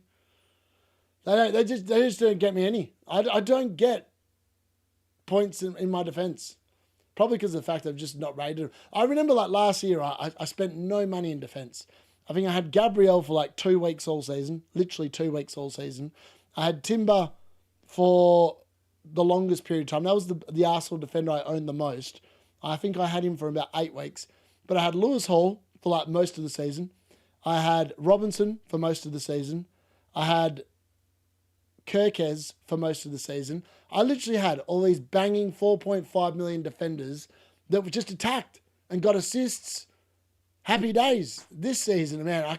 If I can find a defender that ever does me anything, it feels like a bloody miracle. Tell you what, Le Mans has done well here. I mean, under quite severe pressure from Bournemouth from the set piece, and he just looks like a good goalkeeper. The more I watch Le Mans, I'm like, how has this guy not been snaffled by someone else? He just looks so good. Comes out, wins the ball, punches the ball away. Happy days. Literally every time he comes out for it, he wins it. For a boring season, they should have added the manager chip. Oh, legit, they really should have. I mean, that would have provided some sort of excitement. Let's be fair. I mean, these kind of games, right, you sit there and go, all right, Bournemouth, Man United 3rd, Bournemouth, what are they, 10th? I'm playing the assistant manager chip. Let's go. We're going to get a double game week potentially in 33. Let's play it. I mean, at the moment, Areola will be on track for, well, clean sheet points, which are 2. The bonus potential for being 5 places below, I think he'd be on like about an 8 or 10 pointer. I can't really recall off the top of my head. I've kind of forgotten the scoring a little bit. Here we go. Luke Shaw, Bruno Fernandes to Luke Shaw, who tries to cut it back. And of course, can Luke Shaw cut it back? No, he cannot, but he does win a corner. And I feel like that's what this season's been all about. How good is your team at corners? If they're good, you're good. If they're no good, you're no good. Well, but at least I'm getting Bruno's extra clean sheet point. Legit. He's going to return, man. His 51 minutes gone, and he's literally on all corners. I mean, and Mbeumo was taking him from the other side. Now it's just Bruno Fernandes on all set pieces. Ball into the box. Can he find someone? Back stick. I mean, it's gone past everyone. And he's given a goal kick. I thought it looked like it came off someone. Let me have a look.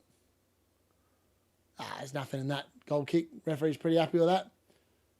Luke Shaw puts his head where you think it would hurt, but walks away with it quite easily. It was so weird. The Bournemouth pitch is just so much smaller. I don't know if that's like maybe that's why there's just less. Maybe that's why Bournemouth concede less goals, whereas they go away and the pitches are bigger, so the the opposition can find more spaces in their ground. I don't know. That's all I can put it down to.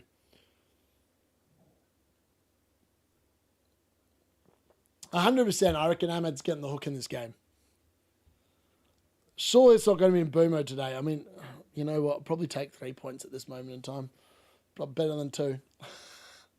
I just think that Mbeumo and Ahmed both want to play in the same spot with the way that this system works. Because the amount of times I see them kind of in each other's way, just... Also, I mean, I'm concerned. I mean, Casemiro's been on a yellow card since 27 minutes into the game. We're going to see Manuel Ugarte at some point. That's the moment where Man United, if we're going to lose the game, that will correspond with Ugarte coming onto the field because he is horrendous. He's like a loose chicken let out in the hen house that doesn't know how to lay eggs. And he's going looking for eggs. Oh, and then we've got Mason Mount. Oh, I can't get excited about Mason Mount. I just feel like he's going to come on and last 20 minutes and then go off with another mysterious injury. The dude literally can't stay fit. I've never known a player like Mason Mount just to be... I mean, he almost was never injured at Chelsea other than that last season. And whatever the hell happened in that last season at Chelsea, he can't stay fit. He comes back. He might play like one game for like 70 minutes. He might somehow string together 3 games for like 60 minutes. Next thing you know, he's injured again for another month. He's like the specialist at it. All Bournemouth tried, cheeky shot there. Jimenez on the right-hand side, nothing to do there. Have you ever seen anything of Mbeumo that would make you want to keep him? Today? No. I mean, he's got another nice little defensive clearance. I mean, he's getting involved defensively today. But I didn't buy him for the DC. I didn't spend 8.6 million years currently. Didn't spend that money in order for him to bloody get me DC. Otherwise, I would have gone and got Elliot Anderson. Or Casemiro, for that matter. Mount can sit back on that bench. I know, this is the problem, right? I'm looking at this game, and I'm sure that Michael Carrick's sitting there going, right, we need to make some changes or whatever. The problem is that there's no one I would bring on other than Šeško off that bench. I think everyone else that comes off the bench makes us worse. Like, literally makes us worse. Who was on the bench again? We've got Flappy Bird. Obviously, he's not going to come on because he's a goalkeeper unless Monza gets injured. We've got Mason Mount. I mean, Mason Mount at Chelsea, bringing him on when he was at Chelsea, would be a good player to bring on. Bringing on the Mason Mount we've got is just not worth the hassle, really. He could easily break down. You need to make another sub. Joshua Zirkzee, no need to say anything. I just wouldn't be bringing him on, but I guarantee you at some point that flop's going to come on. Tyrell Malacia, as I said before, how the hell that man is even on the bench? I mean, you would be better off going and plucking out the canteen lady and putting her on the bench than Malacia. She'd have more of a clue about what to do and would probably be a lot more competent. The same I would say about Manuel Ugarte, but I guarantee you that fraud's going to come on. Aiden Heaven, I mean, he's good. I think you actually developed quite nicely, but again, he's not someone that you're like, we're going to bring him on, he's going to make the team better. He's a defender. He's not going to help with realistically, he's not going to help with us scoring a goal. Then we've got Benjamin Šeško, who definitely will make us better when he comes on. And then we've got Fredrickson, another defender. I mean, why have we got 3 defenders on the bench? I don't know. I've literally got 3 defenders on the bench. And then we've got Tyler Fletcher. Tyler Fletcher could do a pretty good job as well. But again, I just feel like we're moving the ball too slow. We're missing Martinez. Bruno tries to get there, nothing doing. It's gone out for a throw-in. Don't know how that's happened, but it's gone out for a throw-in regardless, and it's not us. Bro, watching the EPL makes me depressed. Literally, it's making me depressed because I'm like, giving up my sleep to do this. And we're doing that. We're doing now, as usual. Oh, here we go. Oh, no, that's another poor ball. I mean, the ball's... It's all just been sloppy. It's all been slop. I'm trying to make something out of nothing here, and it's not working. I would bring Xerxes on. Bruno and Mbeumo, Šeško, and Hill is the one scoring. I know, it's mad. Defenders this year, every time I think there's going to be goals, defenders just end up getting clean sheets, and it's like, you should have played 5 at the back. Then every time I sit there and think about playing defenders, they all blank. It's just, it's mad. It's maddening. It's maddening, it's frustrating, and it's maddening. The control room for the first half is gone. We'll concede. We were awful to watch. Here we go. Cunha, ball in the box, and Mbeumo tries... I don't know what he's doing there, but that was rubbish. Oh, that's where they need Benjamin Šeško. That's the kind of ball where you just need Benjamin Šeško. He's 6'3". He gets up. He does something with it. Instead, we've got nothing. We've got nothing. All right, Ryan running at Luke Shaw. Oh, they played it in. Tavernier goes for goal. He was offside, I think. Yes, he was offside. Yeah, but I tell you what, I mean, this game could easily, it's on a knife's edge. It could go either way. It literally could go either way. Both teams just look like they're a mistake or a brilliant piece of passing away to get in. Bring on their hairdo. I'm in pain watching these useless teams. We're at half.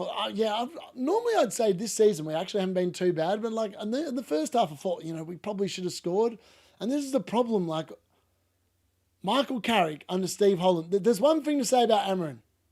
The players were fit.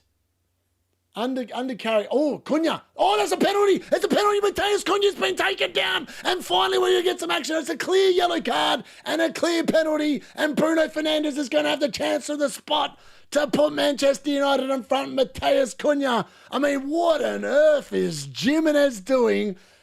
I mean, it was a great bit of skill from Cunha. I mean, he's taken the chest down. Finally, a moment of magic. He sits there, he goes inside. I mean, what is Jimenez doing? He literally, it's the clearest penalty you'll see all season long. Literally just pulls him back. What's he doing? He was in the way. He could have made a challenge. Jimenez has literally just given Man United the chance to score from the spot. Bruno Fernandes will be stepping up. Oh, what's going on here? Mateus Cunha. I don't know what he's doing. He's trying to clear out the Bournemouth players. Bruno Fernandes, for once, doesn't have to wait for a lengthy VAR check. Surely he gets the business done. Surely. Give the man the ball. I mean, he's been pretty good from the spot. I mean, Petrovic isn't saving this, surely. Surely. All right, here we go. Here we go. Bruno Fernandes, the most reliable person in the Premier League. The man does not blank. Can he do the business? The referee's making him wait a while. Bruno takes the puff. Looks at the ball. He's been due a penalty for a while. He steps up. And he puts it away beautifully. Bruno Fernandes makes no mistake. And it's 1-0 Manchester United. Mateus Cunha. I mean, as I said, Jimenez, I'm happy. Oh, that's all that matters. Bruno Fernandes has scored. It's 1-0 Manchester United. And he just always returns. He always returns. You can put money on it that Bruno Fernandes, he should be player of the season. He should be player of the season. 1-0 Man United. At least that's something. That should make the game slightly more interesting. Because now Bournemouth are going to have to come out, and this is when you can get the Šeško on and start really going to town on the quick, fast counter-attack, because Bournemouth are going to put more and more players forward. I mean, Bruno Fernandes almost slips over there when he takes it as well. Well, he didn't. He kind of slipped over after he'd scored. He was like off to go and celebrate, and he's too good. The GOAT. Bruno the GOAT. He's just unbelievable. What a player. What a player. He's so good. I should have captained him. I mean, I still think that Harry Wilson, provided only Bruno gets one goal here, he could easily get more here. Let's end that poll there. I'm intrigued to know how many people in the chat have got Bruno Fernandes captain. The good news is it's blanked all the Bournemouth defence that I don't own. So that's the only positive, is that obviously Bruno Fernandes tries a ball in behind. Senesi plays it backwards. They clear it away. Have you got Bruno Fernandes captain? There we go. Let's make that a yes or no question. Easy as. See what people come back with. Jimenez caught. Mate, honestly, I don't know what Jimenez was doing. That was such a. Sometimes you sit there and go, "That's a soft penalty." There was nothing soft about it. It was just I don't know what Jimenez is doing. It is just a horrendous piece of defending. Like, there was nothing else the referee could do. He literally made it impossible not to give a penalty because, like, it was literally bizarre. I don't know what he was thinking. Really don't know what he was thinking. I just go to FPL Ryan stream to see his rage. Let's go, Bruno Cappers. Now bring Shesko on your knob. Ryan rage. No, why is he raging? It's because he hasn't got Bruno captain. Mate, turn it up. I haven't got Bruno captain. You see me raging? It's a game. It happens. Someone said Captain Wilson. Ryan rage. I still think Wilson's going to be banging tomorrow against Burnley. Like last time, Wilson got a 16-pointer against Burnley. Like Bruno's not on track for 16 points at the moment. He's on track for about 10. Man United fans giving it to the stewards. Love to see it. Bruno 3 bonus. You love this. Mate, of course. Every time he gets an attacking return, he's on 3 bonus. Unless it's last week. Somehow he didn't get it last week. I have no idea how he didn't get it last week. He got 2 assists and somehow didn't get the 3 bonus, which is that was actually hard to understand. I'm not sure how he didn't get it last week. He's not raging, but he's disappointed. Happy we scored though. Oh, that's a good ball from Mainu. Can he find Cunha? Oh, Cunha can't quite get it across the box, and Mbeumo was at the back stick waiting, but Jimenez gets in front and puts it out for a corner. I mean, Man United, as usual, probably providing entertainment. I mean, yeah, we'll have to wait and see. Iriola's in the stands, by the way. It doesn't even look like... Is he on the bench or is he in the stands? No, he's on the bench. He's on the bench. I was like, what? He's saying, all right, we're going to make some changes here, boys. You're going on. I don't know who he's pointing to. I have no idea who that is. But he's pointing to someone. All right, Bruno Fernandes of the corner. Can we make it 2-0? Can he find Slabhead? Where is he? Can he get his big noggin on the ball? No, he plays it short. That's interesting. Didn't think he would do that. Bruno Fernandes, Cunha, lets it go. Shaw and Mbeumo plays a ball into the box. Oh, no, not quite. That's surely got to be another corner. No, apparently not. Play on. Interesting. I'm not sure how they got away with that. I mean, Brian Mbeumo's done a fair bit of defensive work this game. I'm also very concerned that he's about to tackle someone and get a yellow card because that's what he's been specialising a lot in of late as well, which is definitely of the concerning variety. People say Cunha isn't a winger, but he's been... I know, he's actually played pretty well on the wing today, I'm not going to lie. Man United go within 4 points of Manchester City if this result sticks.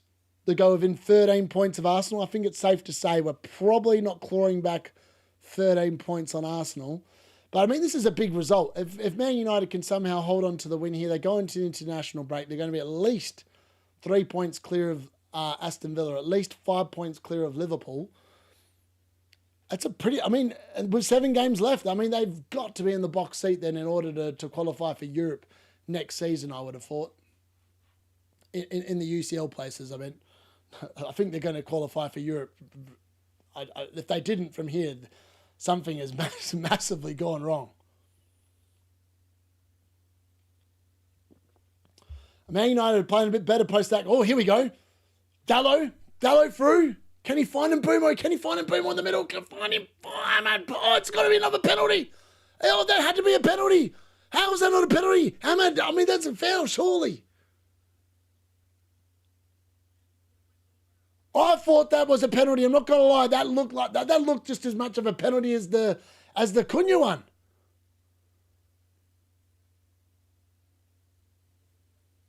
I've got to see that back. Bournemouth? Oh, Bournemouth have equalised. What the hell? That was such an easy goal. Oh, what are they doing? Man United claiming they've got a penalty and Bournemouth have just literally gone down the other end and scored a goal. I mean, I'm still a little bit in shock. I thought it was going to be a penalty. I was like convinced Ahmad had been fouled and Trafford's gone down the other end. And I think, I don't know who's scored. I think it's Trafford who's got the goal here. So Ahmad goes past him. Trafford definitely...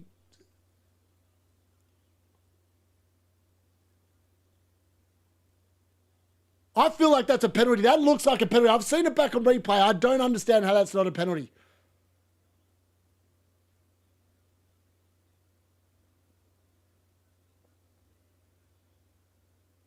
What's the commentator saying? Well, VAR is going to be checking. I don't know what the rules are with this. So Trafford played it into number 10. Number 10, whoever that is, Brooks, Christie, whatever his name is, he scored. It's a Trafford assist if it counts as a Bournemouth goal. However, it looks like a penalty.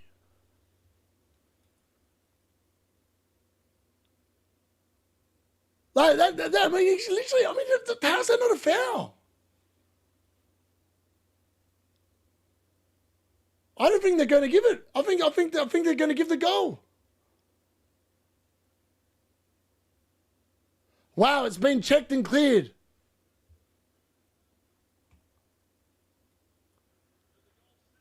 Oh, wow, the goal stands. I mean, this is...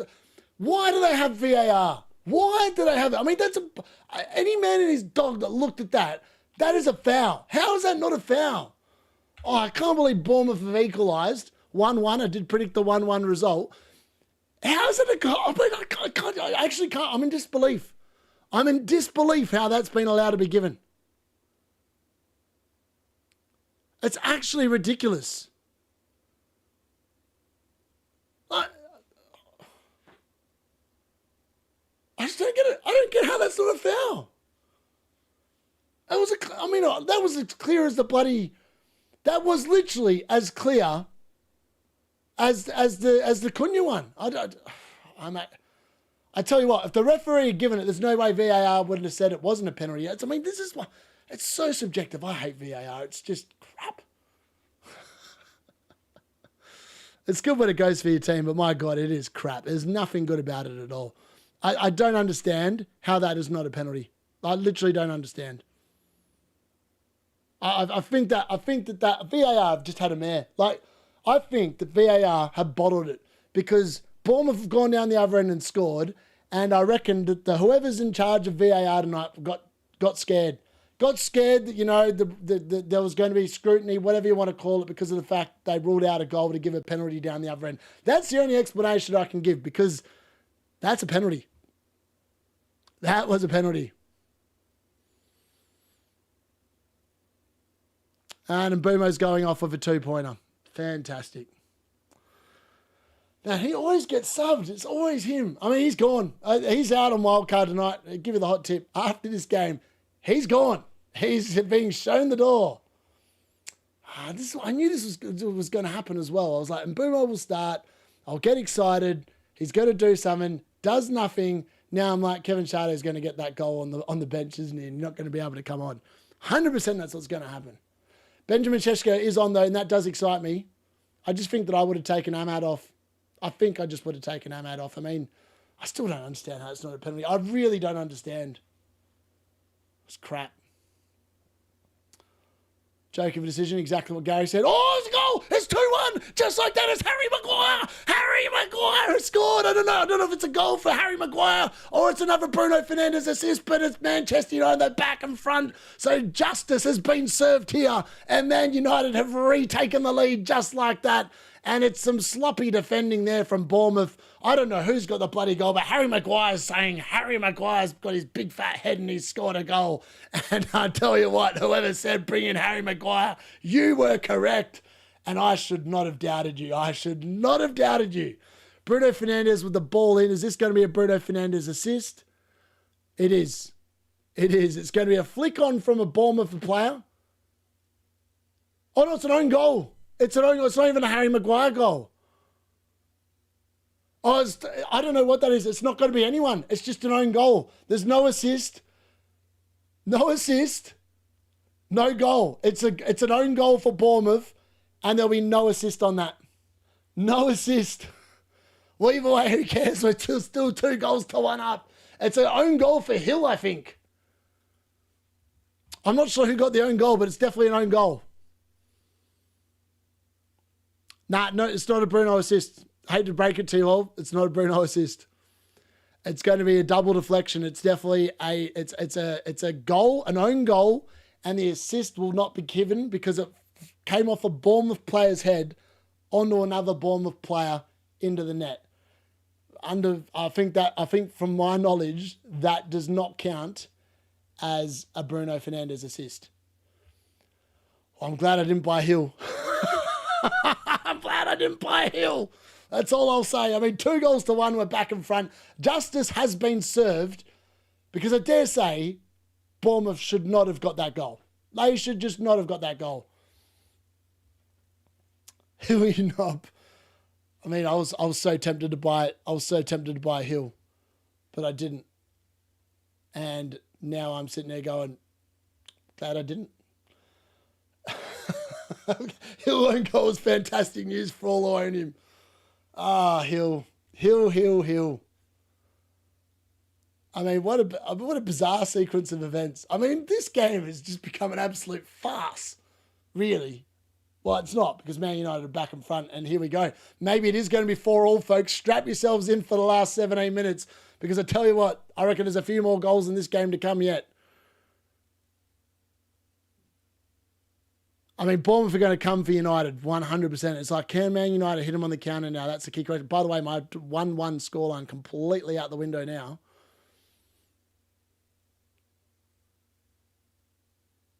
Bournemouth pushing, trying to get in. Senesi goes for goal. Ooh, far out. That was just over the bar. Thank the Lord for that one. I have Maguire. You're winding me up. I know. Well, man, I thought Maguire had scored. He was going off celebrating like he'd scored, but he didn't actually touch the ball. He didn't actually. He was very close. It was so close to a Maguire goal. So close to a Maguire goal. He just didn't quite get there. I feel, but that's funny. It's all VAR's fault. We should be on double goal hole. Exactly. Hillbilly. He'll better get DC, bro. You're going to need it. He's in the minus points now, isn't it? What's an own goal worth? So he's got -1 point for conceding twice. And then he's got the own goal, which probably takes him down 2 to 3 points. Yeah, not ideal. Not ideal at all. I did say, though, I don't understand why people are buying Bournemouth defenders this week, because Man United were always going to score against them. And then they've got Arsenal the week after. Like, the time for Bournemouth defence was the last 5 weeks. It is not the time for Bournemouth defence now. They are not going to keep it. Well, they definitely didn't keep a clean sheet here. And I don't think they're keeping one at the Emirates Stadium either. So I don't have any intention of buying a Bournemouth defender on Wildcard. I can give you the hot tip. I bet Bournemouth get a penalty. Just feels like that kind of game. Could be. Search your feelings. Feel the dark side of the past. They've given Maguire the goal for now. It's definitely not a Maguire goal. He didn't even touch it. He did not even touch it. Maguire just head didn't go, oh my God. Oh my days. I mean, that's so, Le Mans almost scored an own goal. Scott, with an absolute worldie from just on the edge of the box. I mean, I said, Le Mans save us or just hit the crossbar? No, it's hit the crossbar and it's hit Le Mans' back, and that could have easily have gone in to the net, but thankfully it's gone out for a corner. That would have been another own goal. 2 own goals in the one game. I mean, as I said, Bournemouth are not going to die wondering here. They are going to go for it. Tavernier now with the corner. Le Mans comes and collects it easily. Bournemouth definitely score again. No way Hill's getting me a -1 when I made transfers. So, oh, that is rough. So I've had Fernandes and Hill scored. Just need Tavernier. I can't. That's so unlucky. I mean, that was such a good shot from Scott on the edge of the box.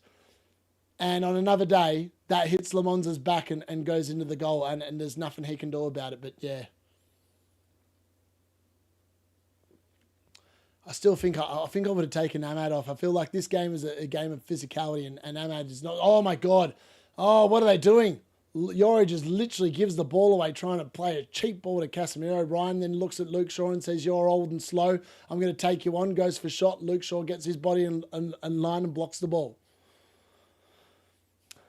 Hill own goal. I mean, it's mad. You can't script this nonsense, can you? You really can't. It's just the way it is. It's just the way it is. It's hilarious. Oh, Senesi doing some weird stuff. He almost got done by Ahmad then, but thankfully he didn't for him. Otherwise, Man United would have been off to the races. Would have been 2 on none. Bournemouth, trying to cut inside, go for shot, nothing doing. Just sold Benny Hill. That my own goal doesn't bother me. Fair. Wow, Hill's 25% effective ownership. People that scammed all the previous Bournemouth clean sheets kind of deserve that. Sorry for the people who just bought him in, though. Did you captain Wilson? Yes, I did. I captain Wilson, didn't captain Bruno.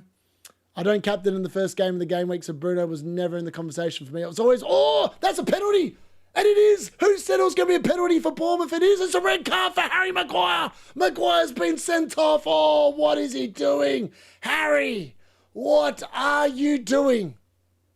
I mean, I'm not sure why it's a red card because it's not a dangerous tackle and it's inside the box. It can't be double jeopardy, surely. Oh, Harry Maguire's had a mare. What is he doing? I mean, this ref's having a mare. He doesn't give the penalty for Ahmad, and then he gives a red card for Harry Maguire. I mean, I don't understand what this referee is doing. I mean, it's definitely a penalty. It's 100% a penalty. Has to be. Maguire's claiming he used his forearm. Didn't push him. I mean, the referee's listening to VAR. I haven't seen a replay yet, so I can't really comment, but I thought it looked like a penalty. But I thought Ahmad's one was a penalty as well, and I feel like there's not much difference between the two of them. Let me have a look. Plays it inside, goes for it. Harry Maguire just, I mean, that's soft. I'm not going to lie. There's not much in that. That's not a red card. It's definitely not a red card. It's inside the box. I mean, it doesn't even pull him. That's actually less of a, I mean, that's exactly the same as Ahmad's. How has Ahmad's not been a penalty and that's a penalty? It's literally the same thing. Oh, mate. The VAR just so bloody inconsistent. It's literally the exact same offence. Either one's a penalty and the other one isn't, or they're both penalties. And I don't understand how that's a red card.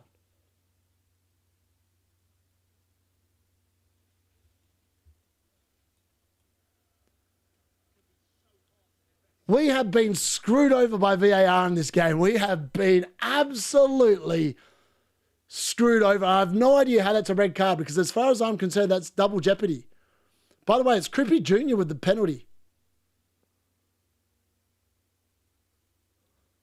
Well, yeah, I feel like he was, but last offender, that only matters if you're outside the box. It's a red card outside the box. It was inside the box. Crippy Jr., he's put it away. It's 2-2. Well, Bournemouth have scored. Creepy Jr. scored for Bournemouth, and it is 2-2. I mean, I'm in disbelief. I mean, some of the decisions in this game have made no sense to me. But it's 2-2. I don't understand what Harry Maguire's doing. How has that man been called up for England? Like, that is just, it's just stupid what he's done anyway. It's a great penalty from Creepy Jr., by the way. Great penalty. Has Tavernier gone off? I don't know. I mean, Bournemouth made a couple of changes. I can't say I've seen him go off, but Creepy Jr.'s definitely scored. Even Ilson won the penalty, by the way. Yeah, Creepy Jr. took it.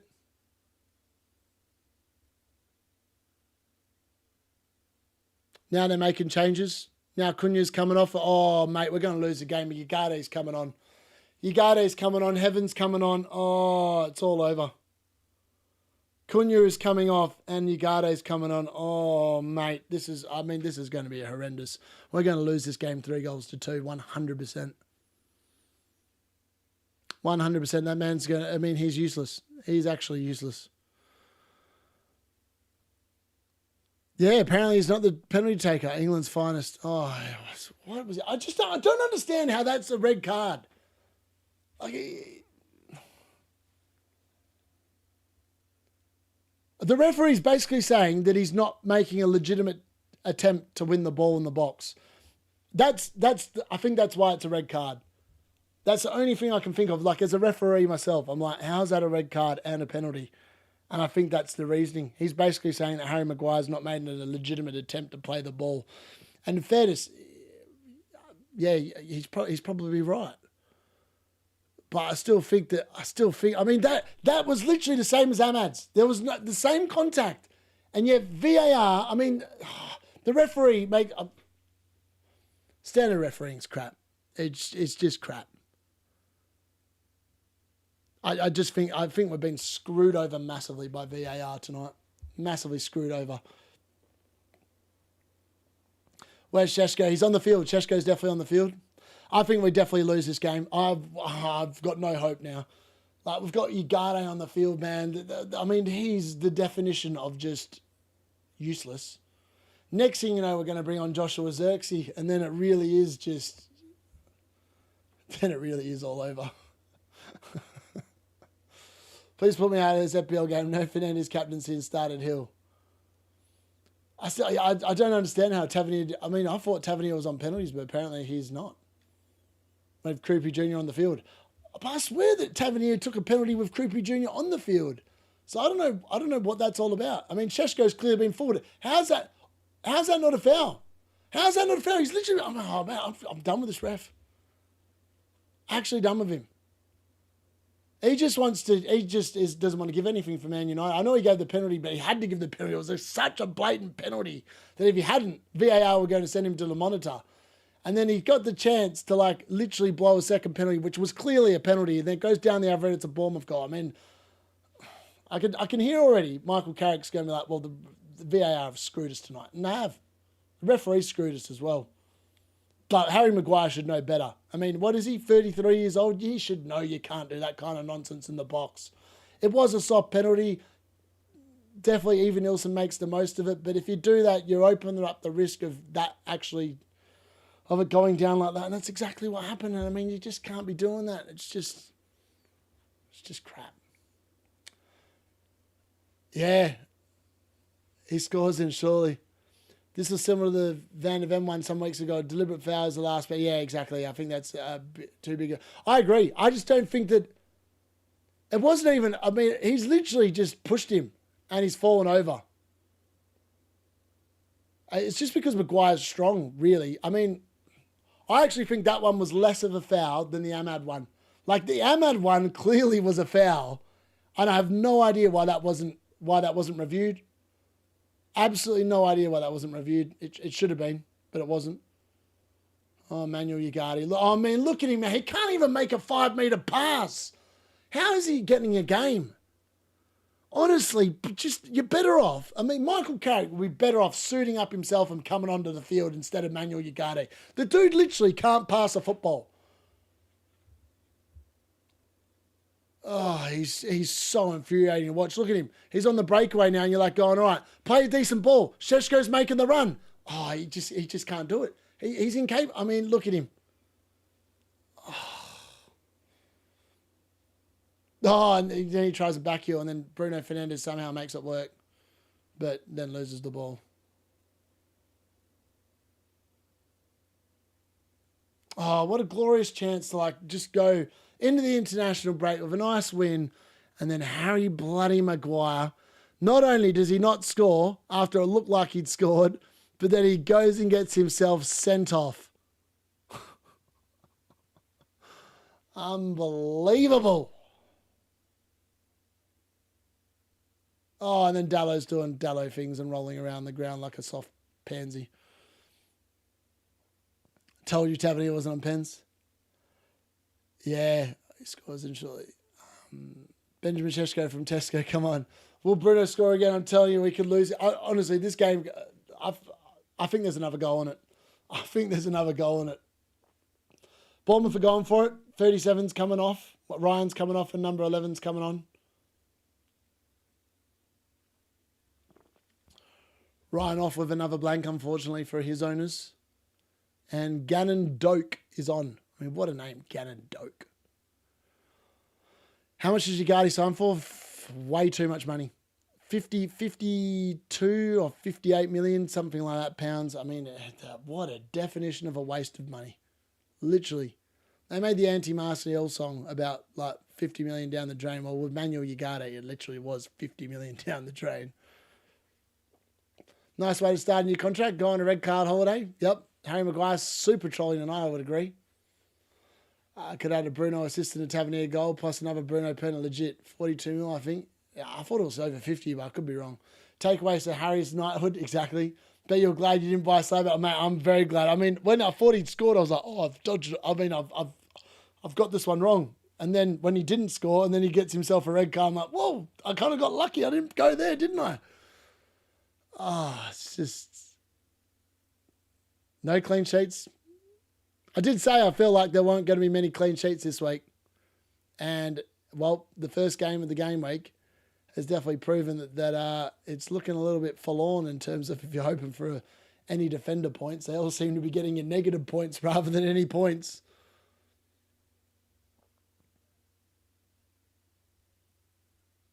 I mean, Bournemouth are just bossing the game now. I mean, like, our best hope is that, I don't know what our best hope is. Our best hope is that somehow the ball drops out, lands in Bruno Fernandes's feet, and somehow he finds a worldy ball to Benjamin Šeško and he gets in one-on-one somehow. I have no idea how that's going to happen, but that is literally what we're praying for at the moment. Like, we've got nothing else. Bournemouth are going to dominate us with us only having 10 men. I mean, they are all over. They're swarming us. I mean, they're definitely going to get another shot. Yeah, Rahi, we definitely missed you, mate. You've joined in a bizarre moment in time where Man United are really struggling. Bournemouth, ball back across the cross. Mainu clears it away. Mount tries to get there, but realistically, he's just a mobile witch's hat. Actually, it's not Mount, it's Bruno Fernandes, sorry. I'll take that back. I'll take that comment back. Croupy and Fernandes, me and my wife scouted Croupy since game week 1 and our boys flourished. He's even on pens. Lovely stream to you. Have a good evening, everyone. Thank you very much, DJ. 50 million euros before. There we go. Yep. A game of 2 halves on it. And, oh, mate, the ref has been horrendous. The ref has been horrendous. Yeah, I swear, meet me in Footium. The sheep will be buying Pen Taker Creepy Jr. 100%. I mean, did Raptor play Creepy Jr.? Because he had him. Oh, here we go. Bruno Fernandes plays the ball up. This is where Ahmad needs to go to work, but unfortunately he's got nothing. This is why we should have let Brian Mbeumo on the pitch, because he actually has the run to actually, I mean, he's actually pretty good at those kind of sprints and stuff. Ahmad is not that kind of a player. Bournemouth, goes for the shot near post, and thankfully Le Mans is equal to it. We're closing in on the 90-minute mark, and that means the start of injury time. I mean, at the moment, with 10 men, you'd have to say I'd be pretty happy with a draw. But in reality, I'm not happy because I feel like we've been screwed over in this game. I feel like the referee and VAR have done nout. There's 9 minutes of injury time. 9 minutes. Oh, where'd they get? There's been a couple of goals. There's been no VAR check. Like, it has been sent to the monitor. How have we got 9 minutes? Oh. United's best hope is and always will be Bruno. Maguire's having a howler and he's been called up for England's games. I'm on 19 points. I'm cooked. Yeah, I think you're going pretty well if you're on 19 points. Wait, Bruno got assist points? There's no way. What? Bruno been awarded an assist? What? How? They're surely going to take that away. He hit 2 Bournemouth players' heads. The assist rules clearly state, oh my Lord, what are we doing there? Well, that was almost a horrendous back pass. It clearly hit a Bournemouth player's head onto another Bournemouth player. I mean, that's a double deflection. It's not an assist, surely. I wouldn't have thought so. I feel like that is not an assist. But I could be wrong. Maybe they'll change it again. Hi, Arvan, Gabby Bonglahor. Bruno got the assist. Wow, I actually can't believe that. Interesting. I'm just having a look now. Let's have a look. I feel like they're going to take that away. Yeah, he has been given the assist. I don't think it was an assist though. I really don't. I don't think that was an assist. Anyway, he's on 3 bonus, so he's on a 13-pointer at the moment. I mean, Harry Wilson's going to have the game of his life to try and match that. Let's be fair, if that actually stands. I don't know. I feel like the assist rules say if it's hit more than 1 Bournemouth player, then it's. Oh, there's another yellow card coming out. Who's that to? It's to a Bournemouth player. I mean, this is our best chance. A Bruno Fernandes delivery on to is Casemiro still on the field? Yeah, he is. This is our moment. Bruno Fernandes hits a 30-yarder up the field. Somehow it finds Casemiro's head and we score. Like, that is literally, I mean, it's not going to be the case because Mainoo's taken the free kick and it doesn't look like we've got any interest in sending it forward at all. In fact, we do. Bruno Fernandes has lost the ball, though. Useless. I don't see the assist on. I don't think it's going to get given. I'm pretty confident they'll take that away when they relook at it. No violin for me. I own Bruno Fernandes. I'm not complaining about it at all. And it definitely came off two players' heads, so it can't be an assist. I mean, if that gets given an assist, the game's broken because their rules clearly state if it hits more than one opposition player, it does not count as an assist.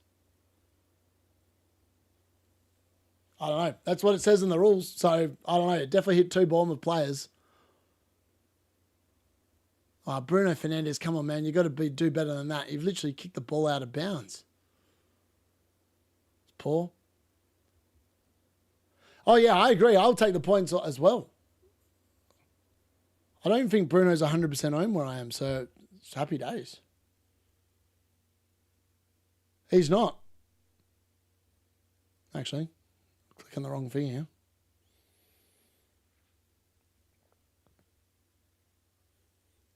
I mean, can we just hold on for a 2-2 draw? That's going to be the real question, isn't it? Where are we at here?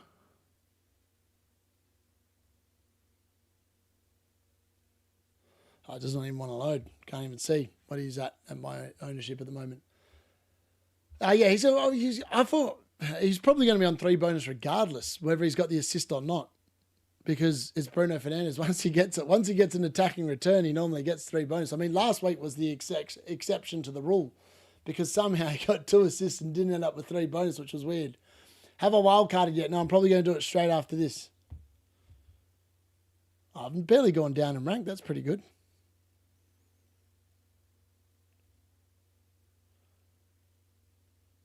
Wow, Bruno Fernandes, top 10K, 170% owned. Around me, it's 124, so he is actually not helping me.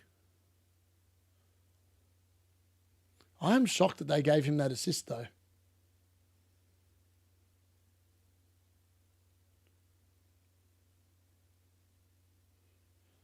Man, Brian Mbeumo sucks ass, doesn't he? I suppose the good news is a lot of people have had captain play already, and my safety score is only 20. I've had 2 players play and I've got 15 from them. And a lot of people have got Bournemouth defence and Bournemouth assets. So I reckon we're on for a pretty good week still. Provided Harry Bloody Wilson can do something tomorrow, I'll be happy. Finn Casemiro's off. Bruno points is going against me.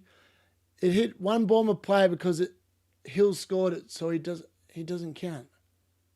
Ah, that makes sense, Matthew. That does make some sense. I'll agree. I can see that now. That makes a kind of sense. Sheshko Yellow, FPL cartel is real. It was just like sucker assistant. Yeah, okay, I get it now. I get it. I kind of get it. I'm not complaining. I really don't care. I've got Bruno in the team. I didn't think, when I watched it, I didn't think that was an assist. Because, yeah, it didn't look like one.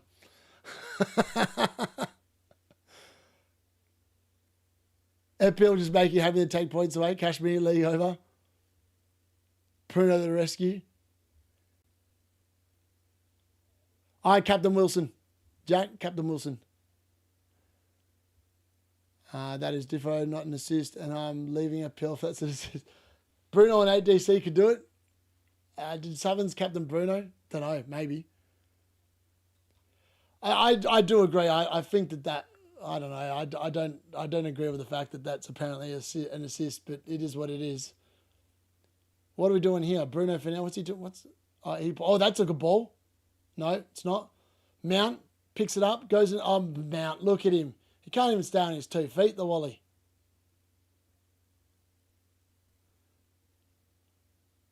Bruno Fernandes. Oh, goes for goal.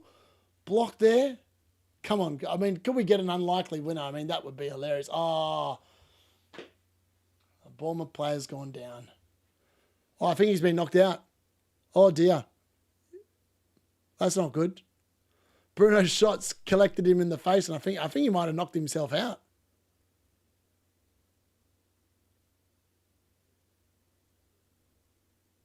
I think we're going to have another couple of minutes added on here at the end because I'm pretty sure that's a concussion. That dude looked like he got knocked out. Fair dinkum, he looked like he got knocked out. Wait, so if it hits 2 players, it's an assist. Yeah, I don't know. I'm not sure. I think the reasoning behind it is that Hill scored the goal and that the first header doesn't count as an extra player because Hill scored the goal, which is really bizarre and doesn't make a lot of sense. Because when you watch it, you go, that's not an assist, but I kind of understand the reasoning behind it. Kind of understand it. No, I wouldn't say I agree with it, but I think I understand it. I think I'm out of the as Bruno captain and very solid team. And he bought Salah and sold him. Who did he sell him for? This season will probably be my last as board. Yeah, it's been a slog. One deflection before it gets the goal scorer. It doesn't matter if the goal scorer is a United player or an own goal. Yeah. It's weird, but yeah. If that had been a United player on the end of it, for example, if that had been a Harry Maguire, it wouldn't have been a Bruno assist. Because if it hit the Bournemouth player, then hit Harry Maguire, then hit the Bournemouth player, it would have been a Harry Maguire assist. I think, if I understand it correctly. It's very bizarre. It doesn't happen very often. But it's bloody confusing when it does, because it doesn't look like an assist. But it is. So does that count as an assist for Bruno Fernandes then in real life as well? So is he technically now in 17 assists for the season? Because he's literally 3 away from equaling the record now, if that's actually the case. Which is something to be celebrated, because the dude's literally doing it by himself. And he sold Salah for Gordon, fair. So Bruno Fernandes now has 17 assists on the season. I mean, he'll be pretty happy about that. He'll be pretty happy about that, I reckon. He's such a good player, isn't he? You've just got to marvel at him. Like, I mean, if Man United didn't own Bruno Fernandes, where the hell would they be? What even kind of a football club would we be? Like, Bruno Fernandes is like the Jin Sung Wang of Brittle City. He just delivers. He literally averages either a goal or assist every single game he plays. He's just so good. He's now got 28 starts. He's got 25 attacking returns from 28 starts. He's almost up to 1 a game. And he played half the season in central midfield. Oh, and here's Man Utd giving away a needless corner in the last couple of minutes. What on earth is he doing?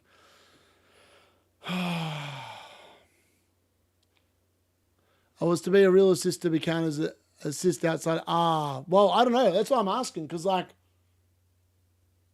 is it an assist?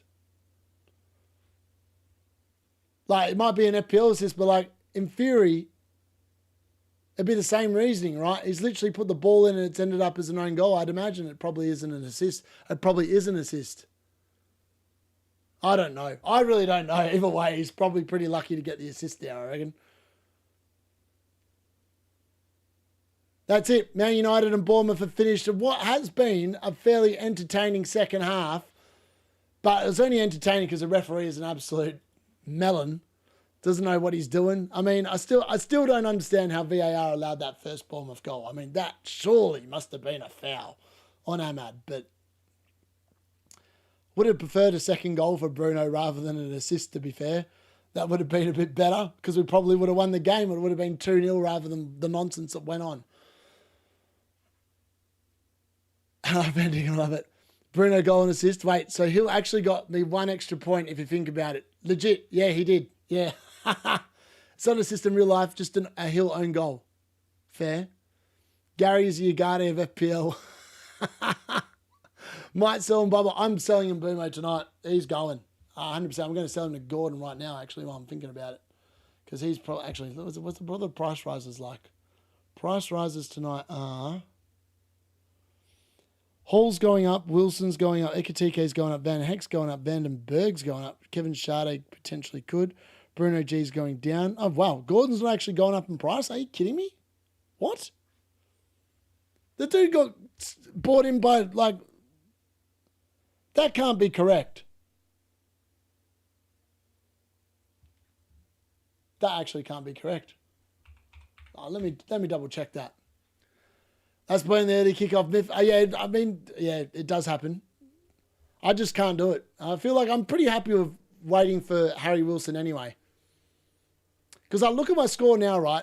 And what is he? He's been captained by 170% of the game and 120% of people around me.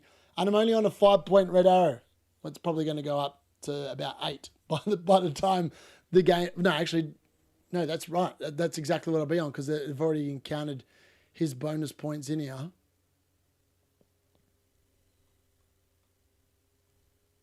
Yeah.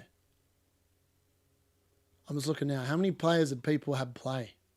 I feel like it's quite a lot. I feel like this is a game where a lot of people have players in. Let's have a look. Where are we? Oh, they changed it around. I find it so hard to find where... Oh, here we go. Majority of people had at least 3 play. Okay. Well, that makes a lot of sense. Most people had Bruno Fernandes play, haven't they? So they're on about, like, I'm just looking at captain points. And yeah, like most people, I mean, all the top 10K, 18.65, 19 amongst like the top, whatever it is. I mean, that's pretty much what it is. Provided Wilson can do something against Burnley tomorrow, might not make too much of a difference. It's really weird though. I thought Bruno Fernandes, particularly in my rank, is not actually as highly owned as you would think. He's only 120% owned. Interesting. By the way, Christian Romero is gaining me 19.1k points per, rank per point. So he better bloody well do something, the bastard. It'd be good if he can. All right, where are we at? Let's get rid of... Actually, that's what I was checking. Where are we at? Price changes. Let's have a look. Price changes. Gordon's not even in the, like, near a price rise. What the hell's going on here? Oh my God, what is going on here? Get that off. Gordon. He's not even on the second page. Is this a game stuffed up? He's like the most bought-in player this week behind Malik Jow. 2 days away from a price rise. What? That can't be right. Bruno captain creepy, nice. As one game, don't panic. Yeah, never panic. Never panic. Just manage it. Yeah, exactly. I still understand why he didn't take the penalty, to be fair. It was a bit bizarre, that. I do find that a little bit bizarre. Maguire celebrated for Hill's own goal and got red card. Oh, mate, that's actually hilarious, isn't it? No DC points. I know, man. No DC at all. What? Did no one get DC? Let's have a look. I feel like that game was manic. Let's have a look. Bruno on 3 bonus, Christie on 2, Cunha's going to be on 1. Oh, wow. Wow. No DC at all. No DC for Hill. No DC for Senesi. No DC for Bruno. Cunha got 11. Ahmad got 11. Maguire got 12. Maguire is the only player in the game that got DC and got himself sent off. Bizarre. Well, what a bizarre sequence of events that game was. That was... I don't know what to make of it, to be honest. I feel like I'm glad we didn't lose, but at the same time, it was a pretty crap performance. Like, in the end, like, I mean, I feel like the referee has got... I feel like the referee is a large part to blame for that game. Because... I just don't get it. I don't get how it's not a... I don't get how it's not a foul. The Ahmad one clearly for me was a foul. I think that one was just as much of a foul as the Maguire one. Maguire got more points than Hill. That's hilarious. Activate wildcard on stream. Yeah, I'm just trying to work out what I want to do. I feel, yeah. Actually, we're going to bring in, hold on. Who's gone up in price tonight? Van Heck's going up in price. I feel like I'm half interested in Van Heck for next week.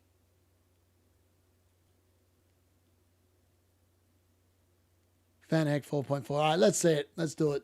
All right. I don't know where the camera's going to go. The camera might go a little bit off because I think it's going to be slightly out of whack, but let's do it, eh? You guys can see what I'm looking at. All right. I don't know what that's going to do. Oh, that's what it's going to do. Hold on. Let's change that.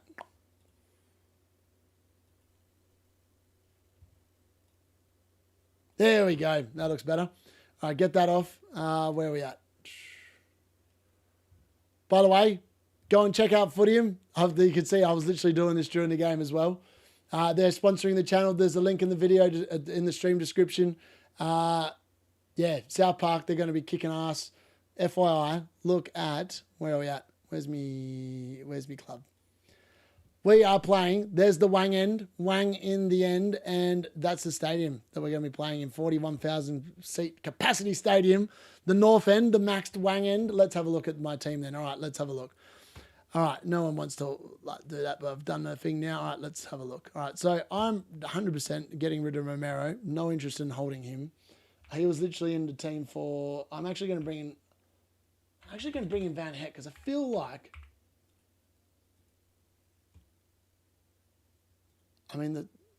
I feel like his fixtures are okay.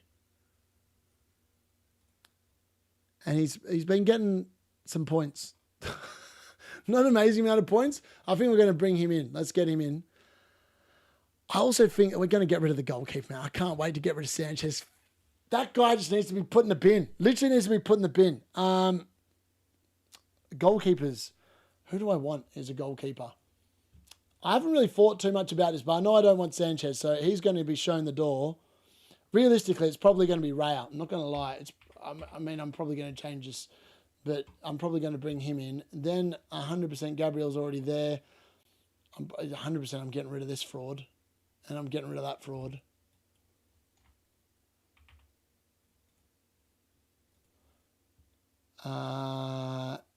And I'm probably going to get rid of Wilson as well. Actually, let's have a look. What am I going to get? I'm going to bring in... So I want to get rid of Canade as well. He just needs to go back in the bin. I'm going to be bringing in Nunes. Probably. No, I'm going to bring in O'Reilly probably. And...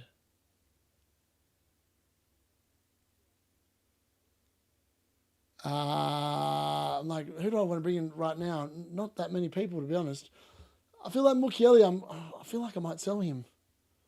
Like, Sunderland's fixtures, they're not good until game week 34, right? Like 34 and 35. Outside of that, I don't really fancy Sunderland to keep a clean sheet.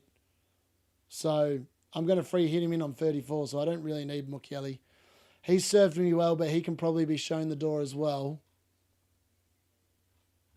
Where's Hall at?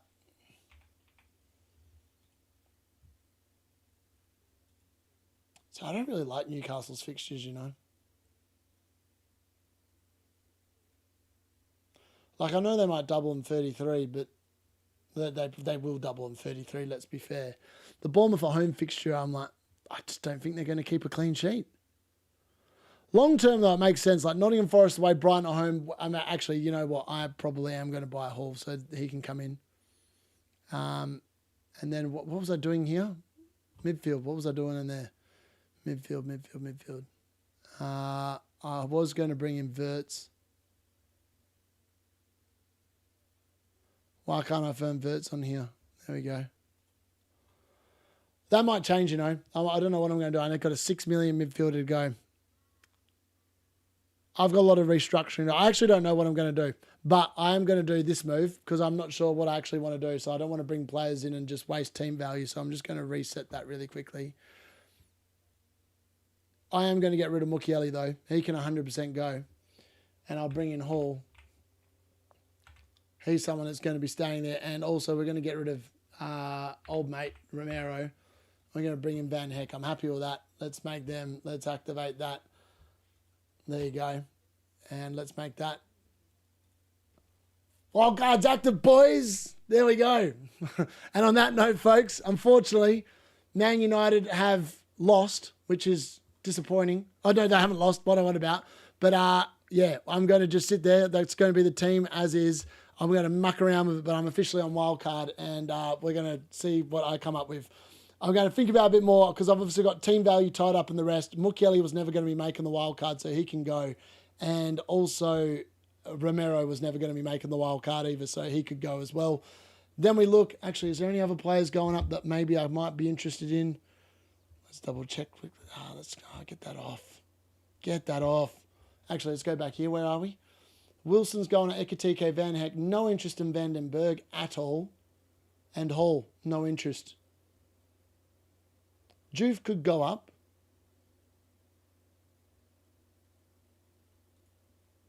Juve could go up, potentially. Becker's going down, that's good.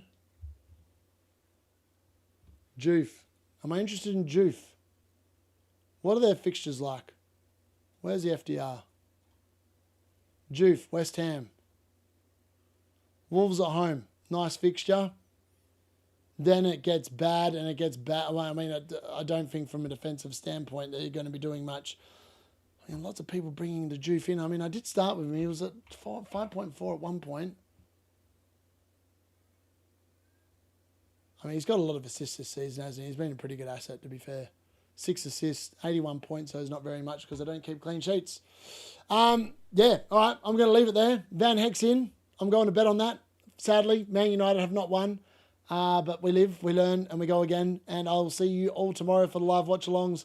See you then, hopefully. And if you haven't already, please go and check out Footium. It helps me out. Even if you just go and click on that link in the stream description, and it is free to play. So, yeah, your help there would be appreciated. And with that being said, ladies and gents, good night. And yes, I'll be bringing Bowen in. I just don't know who for yet. And I've got team value on all those forwards. I've got to work out which one's being shown the door.